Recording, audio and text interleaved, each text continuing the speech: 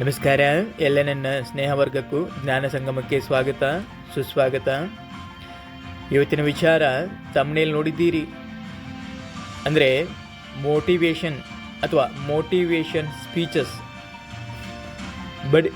ಬೇರೆಯವರಿಂದ ತಗೊಳ್ಬಹುದಾ ಅಥವಾ ನಮಗೆ ನಾವೇ ಮೋಟಿವೇಟ್ ಮಾಡ್ಕೋಬೋದಾ, ಅಥವಾ ಯಾವುದು ಬೆಟರ್ ಅಂದರೆ ನಮಗೆ ನಾವು ಮೋಟಿವೇಟ್ ಆಗೋದು ಬೆಟರ್ ಅಥವಾ ಬೇರೆಯವರಿಂದ ಮೋಟಿವೇಶನ್ ಅನ್ನುವಂಥದ್ದನ್ನು ಈ ಸ್ಪೀಚ್ ಮೂಲಕನೋ ಅಥವಾ ಇನ್ನೊಬ್ಬರ ಪ್ರೇರಣೆಯಿಂದ ಅಥವಾ ಅವರ ಪ್ರೇರಣೆಯಿಂದ ನಾವು ಪ್ರೇರೇಪಿತರಾಗುವಂಥದ್ದು ಒಳ್ಳೆಯದ? ಇವೆರಡರ ಬಗ್ಗೆನೂ ತಿಳಿಸ್ತೀನಿ, ಎರಡರ ಬಗ್ಗೆನೂ ತಿಳ್ಕೊಳ್ಳೋಣ. ನಾನು ತಿಳಿಸ್ತೀನಿ ಅನ್ನೋದಕ್ಕಿಂತ ಇಲ್ಲಿ ತಿಳ್ಕೊಳ್ಳೋಣ. ನಮಗೆ ಅನಿಸಿರೋ ವಿಚಾರಗಳನ್ನು ನಿಮ್ಮ ಜೊತೆಗೆ ನಾನು ಶೇರ್ ಮಾಡ್ಕೊತೀನಿ. ಅದರಲ್ಲಿ ತೆಗೆದುಕೊಳ್ಳುವ ವಿಚಾರಗಳು ಯಾವುದಾದ್ರೂ ಇದ್ದರೆ ತೆಗೆದುಕೊಳ್ಳಿ, ಯಾವುದು ನಿಮಗೆ ಬೇಡ ಅನಿಸುತ್ತೆ ಅದನ್ನು ಬಿಟ್ಟುಬಿಡಿ. ಯಾಕೆಂದರೆ ಎಲ್ಲರಿಗೂ ಕೂಡ ಒಳ್ಳೆಯದನ್ನೇ ಆಯ್ಕೆ ಮಾಡಿಕೊಳ್ಳುವಂಥ ಅಧಿಕಾರ ಮತ್ತು ಹಕ್ಕು ಇದೆ. ಹಾಗಾಗಿ ಯಾವುದೇ ಒಂದು ಸಿನಿಮಾ ನೋಡಿದರೂ ಕೂಡ ಅದರಲ್ಲಿ ಯಾವುದಾದ್ರೂ ಕೆಟ್ಟ ವಿಚಾರಗಳು ಬಂದರೆ ಅದನ್ನು ಕೈ ಬಿಡಬೇಕು. ಒಳ್ಳೆಯ ವಿಚಾರಗಳಿದ್ದರೆ ತೆಗೆದುಕೊಳ್ಳೋದಕ್ಕೆ ಯಾವ ಅಭ್ಯಂತರವೂ ಇಲ್ಲ, ಅದು ಯಾರದೇ ವಿಚಾರಗಳೆಲ್ಲ ಅದು ಕೂಡ. ಹಾಗಾಗಿ ಈ ವಿಚಾರದ ಬಗ್ಗೆ ಮಾತನಾಡೋಣ. ಹಾಗೆ ಮೊದಲು ಈ ಮೋಟಿವೇಶನ್ ಅಥವಾ ಈ ಮೋಟಿವೇಟ್ ಆಗ್ತೀನಿ, ಇಲ್ಲ ನನಗೆ ಮೋಟಿವೇಶನ್ ಅವಶ್ಯಕತೆ ಇದೆ, ನನಗೆ ಯಾರಾದರೂ ಮೋಟಿವೇಟ್ ಮಾಡಿದರೆ ನಾನು ಏನಾದರೂ ಸಾಧಿಸ್ತೀನಿ ಅಂತಿರ್ತಾರಲ್ಲ. ಯಾಕಂದರೆ ಏನಿದು ಮೋಟಿವೇಟು, ಯಾವ ರೀತಿ ಕೆಲಸ ಮಾಡುತ್ತೆ, ಒಬ್ಬ ಮನುಷ್ಯನಿಗೆ ಇದು ಯಾವ ರೀತಿ ಬೂಸ್ಟರ್ ಎನರ್ಜಿ ಥರ ಕೆಲಸ ಮಾಡುತ್ತೆ, ಇದನ್ನು ತಿಳ್ಕೊಳ್ಬೇಕಂತಂದರೆ ಈ ಮೋಟಿವೇಶನ್ನು ಮತ್ತು ಮೋಟಿವೇಟು ಒಂದೇ ಪದದ ಎರಡು ಮೂಲಾರ್ಥಗಳು ಅಷ್ಟೇ, ಎರಡು ಒಂದೇ. ಅದು ಒಂದು ನಮ್ಮಲ್ಲೇ ಹುಟ್ಟುವಂಥದ್ದು ಮೋಟಿವೇಟು, ನಮಗೆ ನಾವೇ ಮೋಟಿವೇಟ್ ಆಗುವಂಥದ್ದು. ಇನ್ನೊಂದು ಬೇರೆಯವರು ನಮ್ಮ ಕಿವಿ ಮೂಲಕ ನಮಗೆ ಇಂಜೆಕ್ಟ್ ಮಾಡುವಂಥದ್ದು. ಹಾಗಾದರೆ ಯಾವುದು ಜಾಸ್ತಿ ದಿನ ಬರುತ್ತೆ? ಬೇರೆಯವರ ಹಾಕಿರುವಂಥ ಮೋಟಿವೇಶನ್ ಅಂದರೆ ಬೇರೆಯವರು ನಿಮ್ಮನ್ನು ಪ್ರೇರೇಪಣೆ ಮಾಡ್ತಾರಲ್ಲ, ಅದು ಅಷ್ಟೊಂದು ಸ್ಟ್ರಾಂಗ್ ಆಗಿರಲ್ಲ. ಯಾಕೆಂತಂದರೆ ಅದಕ್ಕೆ ಅದರಲ್ಲಿ ನಿಮಗೆ ನಿಮ್ಮದೇ ಆದಂಥ ನಿಲುವುಗಳನ್ನು ತೆಗೆದುಕೊಳ್ಳೋದಕ್ಕೆ ಆಗೋದಿಲ್ಲ. ಏನೋ ಒಂದು ದಿನ ಕೇಳ್ತೀರಾ, 2 ದಿನ ಕೇಳ್ತೀರಾ, 3ನೇ ದಿನ ಬಿಡಪ್ಪ ದಿನ ಮುಂದೆ ಕೊರಿಯುವಂಥ ಕೆಲಸ ಅಂದರೆ ಕೊರಿತಾನೆ. ಸುಮ್ಮನೆ ಅದು ಯಾರ್ದೋ ಸ್ಟೋರಿನ ತಂದು ನಮ್ಮ ಮುಂದೆ ಹೇಳ್ತಾನೆ, ಅವ್ರು ಯಾರ್ದೋ ಸ್ಟೋರಿಗೆ ನಾವು ಇನ್ಸ್ಪೈರ್ ಆಗಬೇಕಾ? ಈ ರೀತಿ ಥಾಟ್ಸ್ಗಳು ಪ್ರೊಸೆಸ್ ಆಗೋಕ್ಕೆ ಶುರುವಾಗುತ್ತೆ. ಆದರೆ ನಿಮ್ಮಲ್ಲೇ ಒಂದು ಮೋಟಿವೇಟ್ ಅಂತ ಇರುತ್ತೆ, ನಿಮಗೆ ನೀವೇ ಪ್ರೇರೇಪಣೆ ಅಥವಾ ನಿಮಗೆ ನೀವೇ ಪ್ರೇರಣೆ ಆದರೆ ಅದು ನಿಮ್ಮನ್ನು ತುಂಬ ದೂರಕ್ಕೆ ಕರ್ಕೊಂಡು ಹೋಗುತ್ತೆ, ತುಂಬ ಎತ್ತರಕ್ಕೆ ಕರ್ಕೊಂಡು ಹೋಗುತ್ತೆ. ಅಂದರೆ ಅದಕ್ಕೆ ಬ್ರೇಕಿಂಗ್ ಸಿಸ್ಟಮ್ ಇರಲ್ಲ. ಯಾಕೆಂತಂದರೆ ನಿಮಗೊಂದು ಗುರಿ ಇದೆ ಅಥವಾ ನಿಮಗೊಂದು ಛಲ ಇದೆ ಅಲ್ಲ, ಆ ಛಲನ ನೀವು ಬ್ರೇಕ್ ಡೌನ್ ಮಾಡೋಕ್ಕಾಗೋದೇ ಇಲ್ಲ. ಯಾಕೆಂದರೆ ನೀವೇ ತೊಗೊಂಡಿರುವಂಥ ನಿಲುವುಗಳು ಅವು. ಹಾಗಾಗಿ 2-3 ಉದಾಹರಣೆ ಕೊಟ್ಟು ಹೇಳ್ತೀನಿ ನಾನು ನಿಮಗೆ. ಈಗ ಮೊನ್ನೆ ಅಷ್ಟೇ ನ್ಯೂ ಇಯರ್ ಸೆಲೆಬ್ರೇಷನ್ ಮಾಡಿದ್ವಿ, 2025 ಬಂತು. ಹಾಗಾಗಿ 2025 ಯಾಕೆ ನಾನು ತೊಗೊಂಡೆ, ಹೊಸ ವರ್ಷ ಬಂತು ಯಾಕಂತ ಇದನ್ನ ಯಾಕೆ ತೊಗೊಂಡಿದ್ದಾನೆ? ಕೆಲವು ನಮ್ಮ ವಯಸ್ಸಿನ ಯುವಕರಿದ್ದಾರೆ, ಎಷ್ಟು ಅಂತಂದರೆ ಒಂದು 20ರಿಂದ 25, 30, 30 ಆಸುಪಾಸಿನವರು ಅಥವಾ 25, 26 ಈ ವಯಸ್ಸಿನವರು ಇಲ್ಲೆಲ್ಲ ವರ್ಕ್ ಮಾಡ್ತಿರ್ತಾರೆ. 4 ಜನ ಕೂತ್ಕೊಂಡು ಡಿಸೆಂಬರ್ 20ನೇ ತಾರೀಕಿಗೂ ಅದಕ್ಕಿಂತ ಹಿಂದಿನ ದಿನ ಕೂತ್ಕೊಂಡು ಏನು ವಿಚಾರ ಮಾಡ್ತಾರೆ, ಇಲ್ಲ ಮಗ ಈ ವರ್ಷ ಮುಂದಿನ ವರ್ಷ 2025 ಬರ್ತಾ ಇದೆ, ಡಿಸೆಂಬರ್ 31 ಇಲ್ಲಿಂದ ಏನಿದೆ ಎಲ್ಲವನ್ನು ಬಿಟ್ಟುಬಿಡ್ತೀನಿ. ಜನವರಿ 1ರಿಂದ ಅಂದರೆ ಜನವರಿ 1 ನಾನು ಕಂಟಿನ್ಯೂಸ್ ಆಗಿ ಜಾಗಿಂಗ್ ಹೋಗ್ತೀನಿ, ಬಾಡಿ ಬಿಲ್ಡ್ ಮಾಡ್ತೀನಿ. ಅಥವಾ ಇನ್ನೇನೋ ಕಾರಣಗಳಿರ್ತವೆ. ನಾನು ಬಾಡಿ ಬಿಲ್ಡ್ ಯಾಕೆ ತೊಗೊಂಡೆ ಅಂತಂದರೆ ಇದು ಸ್ವಲ್ಪ ಕಠಿಣ, ಏಕೆಂದರೆ ಇದು ಸ್ವಲ್ಪ ಮಾಡೋದಕ್ಕೆ ಕಠಿಣ. ಇನ್ನು ಬೇರೆ ಏನೋ ಹೇಳ್ಬೋದಿತ್ತು, ಆಲ್ಕೋಹಾಲ್ ಕನ್ಸಂಪ್ಷನ್ ಬಿಡ್ತೀನಿ ಅಥವಾ ನಾನು ಸ್ಮೋಕಿಂಗ್ ಬಿಡ್ತೀನಿ, ಇನ್ನೇನೋ ಬಿಡ್ತೀನಿ ಅಂತ ಹೇಳ್ಬೋದು.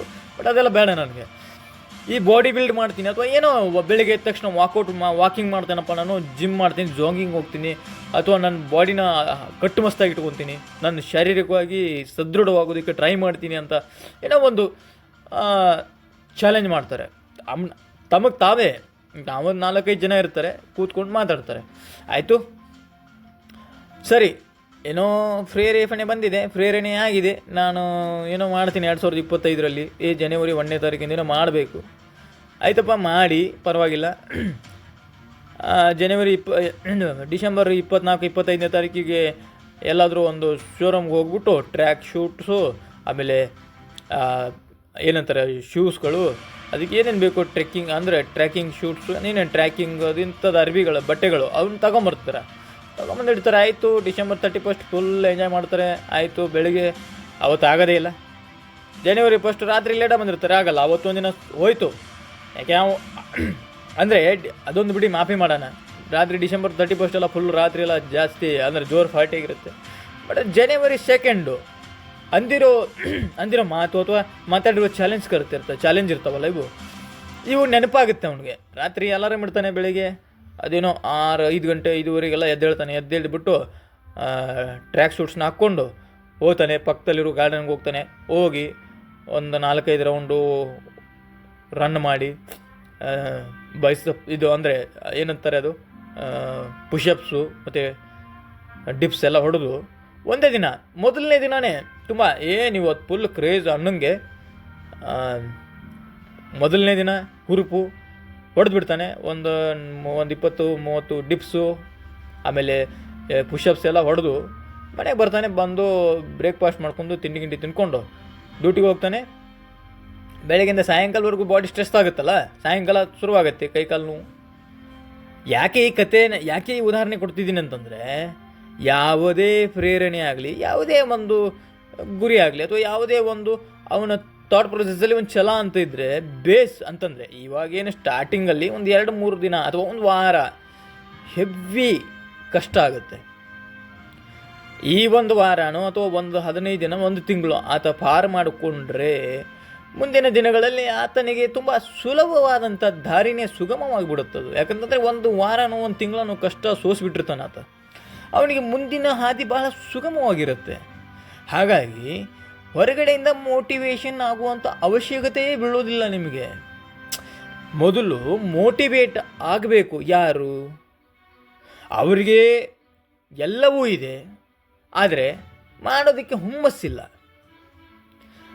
ಎಲ್ಲ ಇದೆ, ನಗನಾಣ್ಯ ಇದೆ, ಟೈಮ್ ಇದೆ, ಏಜ್ ಇದೆ, ಅವನಿಗೆಲ್ಲ ಇದೆ, ಆದರೆ ಮಾಡೋದಕ್ಕೆ ಹುಮ್ಮಸ್ಸಿಲ್ಲ. ಅವನು ಮೋಟಿವೇಟ್ ಆಗಬೇಕು. ಅವನಿಗೆ ಆದರೆ ಒಳಿತು ಇಲ್ಲ, ಬೇರೆಯವರಿಂದ ಹೊರಗಡೆಯಿಂದ ಇಂಜೆಕ್ಟ್ ಮಾಡ್ಕೊತಾನೆ ಅಂತಂದರೆ ಆಯಿತು, ಅದು ತುಂಬ ದಿನ ಬರುತ್ತೋ ಇಲ್ಲೋ ನನಗೆ ಗೊತ್ತಿಲ್ಲ. ಯಾಕಂದರೆ ಅದು ವ್ಯಾಲಿಡಿಟಿ ಕಡಿಮೆ ಇರುತ್ತೆ. ಹೊರಗಡೆಯಿಂದ ಬಂದಿರುವಂಥ ಮೋಟಿವೇಶನ್ ಇರುತ್ತಲ್ಲ, ಮೋಟಿವೇಟ್ ಆಗೋದು ಪ್ರೇರಣೆ ಇರುತ್ತಲ್ಲ, ಆ ಪ್ರೇರಣೆ ತುಂಬ ಕಡಿಮೆ ವ್ಯಾಲಿಡಿಟಿ ಇರುತ್ತೆ. ಅವನಿಗೆ ಒಂದು ಚೂರು ಜೀವನದಲ್ಲಿ ಮುಂದೆ ಬರಬೇಕು ಅನ್ನುವಂಥ ಆಸೆಗಳಿದ್ದರೆ ಯಾರು ಮೋಟಿವೇಶನ್ ಅವಶ್ಯಕತೆ ರೀ? ಯಾರೂ ಅವಶ್ಯಕತೆ ಇಲ್ಲ. ಅವನೇ ಬೆಳೆದು ಬಿಡ್ಬೋದು. ಇವಾಗ ನಾನು ನೋಡ್ತಾ ಇದ್ದೀನಲ್ಲ ಯೂಟ್ಯೂಬಲ್ಲಿ, ನೋಡಿದರೆ ನಗು ಬರುತ್ತೆ ನನಗೆ. ಇವರೇನು ಮೋಟಿವೇಶನ್ ಅಂದರೆ ಇವರೇನು ಪ್ರೇರಣೆ ಅಥವಾ ಇನ್ನೇನು ಮೋಟಿವೇಶನ್ ಸ್ಪೀಕರ್ಸ್ಗಳ, ಅಥವಾ ಇವ್ರು ತಮ್ಮ ಬಿಸ್ನೆಸ್ ಮಾಡ್ಕೊತಾ ಇದ್ದಾರೆ, ಅಥವಾ ಇವ್ರು ತಮ್ಮ ಬೇಳೆ ಬೇಯಿಸ್ಕೊತಾ ಇದ್ದಾರೆ ಅಂತ ಗೊತ್ತಾಗಲ್ಲ ನನಗೆ ಒಂದೊಂದು ಟೈಮು. ಇನ್ಯಾರೋ ಬರ್ತಾರೆ, ತಿಂಗಳಲ್ಲಿ 2 ಲಕ್ಷ ದುಡಿಬೋದು, ಮನೇಲಿ ಬರೀ 20 ಕುರಿ ಸಾಕಿ 220 ಕುರಿಯಿಂದ ಈಗ ಅವನ ಹತ್ರ 200 ಕುರಿಗಳಿದ್ದಾವೆ, 300 ಕುರಿಗಳಿದ್ದಾವೆ. ಅಲ್ರಿ, ಈ 20 ಕುರಿ ಸಾಕೋದು ಬಿಡಿ ಮಾಡೋಣ, ಆದರೆ ಆ 200 ಕುರಿವರೆಗೂ ಹೋಗೋದಿದೆಯಲ್ಲ ಜರ್ನಿ, ಅದೇನು ಸಾಮಾನ್ಯನ? 1ರಿಂದ ತಾನೇ ಹೋಗಬೇಕು. ಒಮ್ಮೆ ಲಕ್ಷದಿಂದಾನೇ ಬರೋಕ್ಕಾಗತ್ತಾ? 1ರಿಂದ 2, 3, 4 ಅಂತ ಸ್ಟೆಪ್ ಬೈ ಸ್ಟೆಪ್ ಹೋಗಬೇಕು. ಅಥವಾ ಒಮ್ಮೆ 2 ಲಕ್ಷ, 1 ಲಕ್ಷ, ತಿಂಗಳಿಗೆ 3 ಲಕ್ಷ ದುಡಿಬೋದು, 4 ಲಕ್ಷ ದುಡಿಬೋದು. ಅದಕ್ಕೆ ಶ್ರಮ ಬೇಡವಾ? ಪರಿಶ್ರಮಕ್ಕೆ ಬೆಲೆನೇ ಇಲ್ವಾ? ಹಾಗಾದರೆ ಸುಮ್ಮನೆ ಅದು ಯಾರು ನೀನು ಇನ್ನೂ ಕೋಟ್ಯಾಧಿಪತಿ ಆಗಿಲ್ವಾ, ನಿನಗಿಂತ ಚಿಕ್ಕವರು ಕೋಟ್ಯಾಧಿಪತಿ ಆಗಿದ್ದಾರೆ. ಅರೆ, ಕೋಟ್ಯಾಧಿಪತಿ ಅಂದರೆ ಚಿಲ್ಡ್ರೇನಾ? ಲಕ್ಷ ಅನ್ನೋದು ಅಲಕ್ಷ್ಯ ಆಗೋಯ್ತಾ ಇವತ್ತಿನ ಕಾಲಕ್ಕೆ? ಆ ಕೋಟಿ ಅಂದರೆ ಲೆಕ್ಕನೇ ಇಲ್ವಾ? ಅದೇ ಹುಟ್ಟಿದ ಅದೇ 18-20 ವರ್ಷದ ಹುಡುಗರೆಲ್ಲ ಕೋಟ್ಯಾಧಿಪತಿ. ಅರೆ, ಯಾರಪ್ಪ ಆಗಿರೋದು ಕೋಟ್ಯಾಧಿಪತಿ?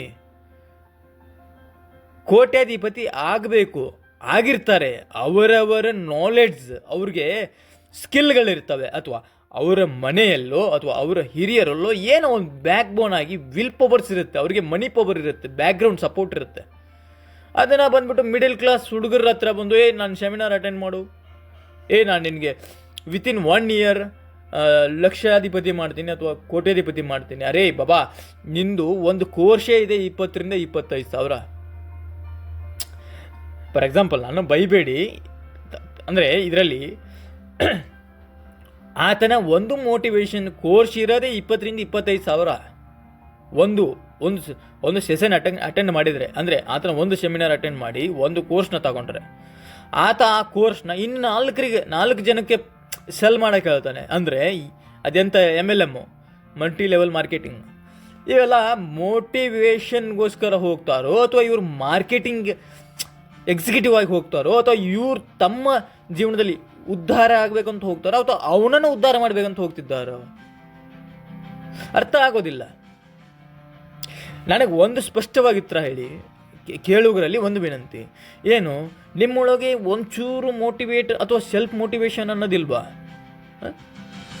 ಅಥವಾ ನಾನೇನಾದರೂ ಬೇರೆಯವರನ್ನು ನೋಡಿ ಹೊಟ್ಟೆಯವರು ಕುಂತಿದ್ದೀನಿ ಅಂತಂದರೆ ನಿಮ್ಮಲ್ಲಿ ಏನೋ ಒಂದು ಕಿಚ್ಚಿದೆ ಅಲ್ಲ, ಅದಕ್ಕೆ ಬೆಂಕಿ ಹಚ್ಚಿ. ಆ ಕಿಚ್ಚಿದೆ ಅಲ್ಲ ನಿಮ್ಮಲ್ಲಿ, ಇನ್ನೊಬ್ರು ನೋಡಿ ನನಗೆ ಉರಿಯುತ್ತೆ ಅನ್ನೋಂಥ ಕಿಚ್ಚಿರುತ್ತಲ್ಲ, ಆ ಕಿಚ್ಚಿಗೆ ಇನ್ನೊಂಚೂರು ಗಾಳಿ ಹಾಕಿ ಊದಿ ನೋಡೋಣ, ಅದು ಕಿಚ್ಚು ದೊಡ್ಡದಾಗಕ್ಕೆ ಬಿಡಿ. ಯಾವ ಮೋಟಿವೇಶನ್ ಸ್ಪೀಕರ್ ಬೇಕ್ರಿ? ಯಾವ್ದು ಮೋಟಿವೇಶನ್ ಔಟ್ಸೈಡ್ ನಿಮಗೆ ಮೋಟಿವೇಶನ್ ಅವಶ್ಯಕತೆನೇ ಇಲ್ಲ. ಹೆಂಗೆ ಅಂದರೆ ಬೆಂಕಿಯಲ್ಲಿದ್ದವನಿಗೆ ಗೊತ್ತು ಅದರ ಬೆಲೆ ಏನು ಅಂತ. ಇಲ್ಲಿ AC ರೂಮಲ್ಲಿ ಕೂತ್ಕೊಂಡು ಅವ್ನಿಗೆ ಗೊತ್ತಿರಲ್ಲ ಹೊರಗಡೆಯಲ್ಲಿ ಏನಿದೆ, ನಾನು ಯಾವ ಸ್ಥಿತಿಯಲ್ಲಿದ್ದೀನಿ, ಏನು ಮಾಡಬೇಕು ಏನು ಮಾಡಬಾರ್ದು. ಇನ್ಯಾರ್ದೋ ಕೇಳ್ದಪ್ಪ ಈ ಮೋಟಿವೇಶನ್ ಸ್ಪೀಕರ್ಗಳದ್ದೇ, ಅವ್ರಿಗೆ ಎಲಿಜಿಬಿಲಿಟಿನೇ ಗೊತ್ತಿರಲ್ಲ. ಈಗ ಅವ್ರ ಹತ್ರ ಕಲಿಯೋಕೆ ಬಂದಿದ್ದಾರೆ, ಅವ್ರಿಗೆ ಮೋಟಿವೇಶನ್ ಸ್ಪೀಕರ್ ಹತ್ರ ಬಂದಿದ್ದಾರೆ. ಅವರು ಇನ್ನೂ ಸ್ವಲ್ಪ ನನಗೆ ನಾಲೆಡ್ಜ್ ಇಲ್ಲ ಇದ್ರ ಬಗ್ಗೆ ತಿಳಿಸ್ಕೊಡಿ, ಅಥವಾ ನನಗೆ ಯಾಕೋ ಸ್ವಲ್ಪ ಪ್ರೇರಣೆ ಸಿಗ್ತಾ ಇಲ್ಲ, ಇನ್ಯಾರ್ದಾದ್ರೂ ಮಾರ್ಗದರ್ಶನ ನೀಡಿ ನನಗೆ ಪ್ರೇರಣೆಯನ್ನು ತುಂಬಿ ಅಂದರೆ ಮೈಂಡ್ಗೆ ನನಗೆ ಇನ್ನೇನೋ ಪ್ರೇರೇಪಣೆ ಆಗ್ಬೋದು, ನಾನೇನೋ ಸಾಧಿಸ್ತೀನಿ ಅಂತ ಬಂದಿರ್ತಾರೆ. ಬಟ್ ಅವ್ರಿಗೆ ಗೊತ್ತಿಲ್ಲ ಅವರ ಎಲಿಜಿಬಿಲಿಟಿ ಏನಿದೆ ಅಂತ, ಅಂದರೆ ಅವ್ರ ಕ್ಯಾಪಬಿಲಿಟಿ ಏನಿದೆ ಅವ್ರಿಗೆ ಗೊತ್ತಿರಲ್ಲ. ಅಂಥವ್ರನ್ನ ಕರ್ಕೊಂಡೋಗಿ ಅಂದರೆ ಒಂದು ಸಮುದ್ರದ ದಂಡೆ ಮೇಲೆ ಅಥವಾ ಒಂದು ನದಿ ದಂಡೆ ಮೇಲೆ ಅಂದರೆ ನದಿ ದಡದ ಮೇಲೆ ನಿಲ್ಲಿಸಿ ಅವನಿಗೆ ಈಜು ಬರುತ್ತೆ ಇಲ್ಲ ಅಂತಲೂ ಕೇಳಲ್ಲ ರೀ ಇವ್ರು ಮೋಟಿವೇಶನ್ ಸ್ಪೀಕರ್ಗಳು. ಇವ್ರು ಯಾರು ಮೋಟಿವೇಟ್ ಮಾಡೋರು? ಅವನಿಗೆ ಈಜು ಬರುತ್ತೆ ಅಂತ ಗೊತ್ತಿಲ್ಲ, ಬಟ್ ಏನೋ ಅವನ ಜೊತೆ ಅವನ ಬ್ಯಾಚಲ್ಲೇ ಅವ್ನು ಸೆಮಿನಾರ್ ಅಟೆಂಡ್ ಆಗಿದ್ದಾನೆ. ಅಥವಾ ಇನ್ಯಾರೋ ಒಬ್ಬರು ಅವಿವೇಕಿ ಕುಂದ್ರ ಅಂತ ಒಬ್ಬ ಇದ್ದ ಹಿಂದಿಯಲ್ಲಿ, ನಾನು ತುಂಬ ಫಾಲೋ ಮಾಡ್ತಾಯಿದ್ದೆ ಮೊದಲು ಅಂದರೆ ಈಗ ಸುಮಾರು ಒಂದು 4-5 ವರ್ಷದಿಂದ ಫಾಲೋ ಮಾಡ್ತಾಯಿದ್ದೆ. ಅವನ ಒಂದು ಸ್ವಲ್ಪ ದಿನ ನೋಡೋಕೆ ಚಂದ ಇತ್ತು, ಸ್ವಲ್ಪ ದಿನ, ಒಂದು 2-3 ಸರ್ತಿ ನೋಡೋಕೆ ಚಂದ. ಆಮೇಲೆ ಅವನು ಹೇಳುವಂಥ ವಿಚಾರಗಳಿದ್ವಲ್ಲ, ನನಗೆ ಅಯ್ಯೋ ಇವನು ದಡ್ಡನ ಅಥವಾ ಇವನು ಮುಂದೆ ಕೂತ್ಕೊಂಡಿರೋ ದಡ್ಡ್ರ ನನಗೆ ಅರ್ಥ ಆಗಲಿಲ್ಲ. ಯಾಕೆ ಅಂತಂದರೆ ಇವನು ಹೇಳೋ ವಿಚಾರಗಳು ಅವನು ಏನು ಮಾಡಿಲ್ಲ, ಅವನದು ಏನೂ ಇಲ್ಲ. ಇಲ್ಲಿ ಕಲೆಕ್ಷನ್ ಮಾಡ್ತಾ ಇದ್ದಾನೆ ಆತ, ಅಲ್ಲಿ ಅವನು ಏನೋ ಒಂದೇನು ಹೆಸರಿದೆ, ಅದು ಕಂಪ್ನಿ ಹೆಸರು ಬಡಾ business.com. ಒಂದು ಸೆಮಿನಾರ್ಗೆ ಲಕ್ಷ ಜನ ಬರ್ತಾರೆ. ಒಬ್ಬೊಬ್ಬನ ತಲೆಗೂ 1,000 ಅಂದರು ಎಷ್ಟಾಯಿತು? ನೀವು ಯೋಚನೆ ಮಾಡಿದ್ದೀರಾ?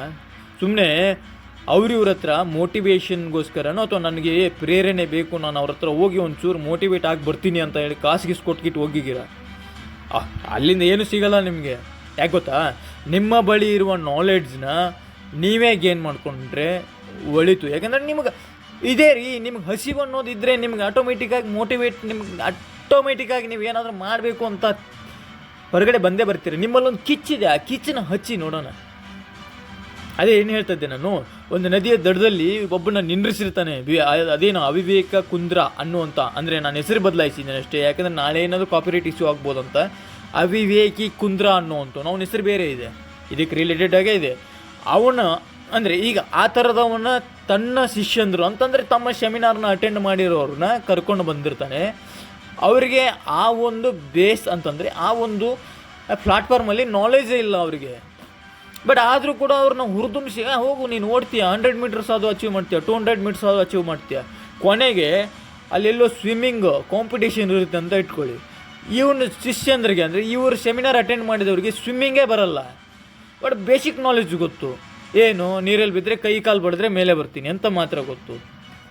ಇವನು ಅದನ್ನೇ ಹೇಳೋರುತ್ತಾನೆ, ಕೈ ಕಾಲು ಬಡಿದ್ರೆ ಮೇಲೆ ಬರ್ತೀನಿ ಅಂತ ಮಾತ್ರ ಹೇಳೋದು. ಅವನೇನು ನೀರಲ್ಲಿ ಬಿದ್ದು ಹಿಂಗೆ ಈಜ್ಬೇಕು ಅಂತ ನೀನು ಈಜೋದನ್ನು ಕಲಿಸ್ಕೊಟ್ಟಿರ್ತಾನ? ಇಲ್ಲ.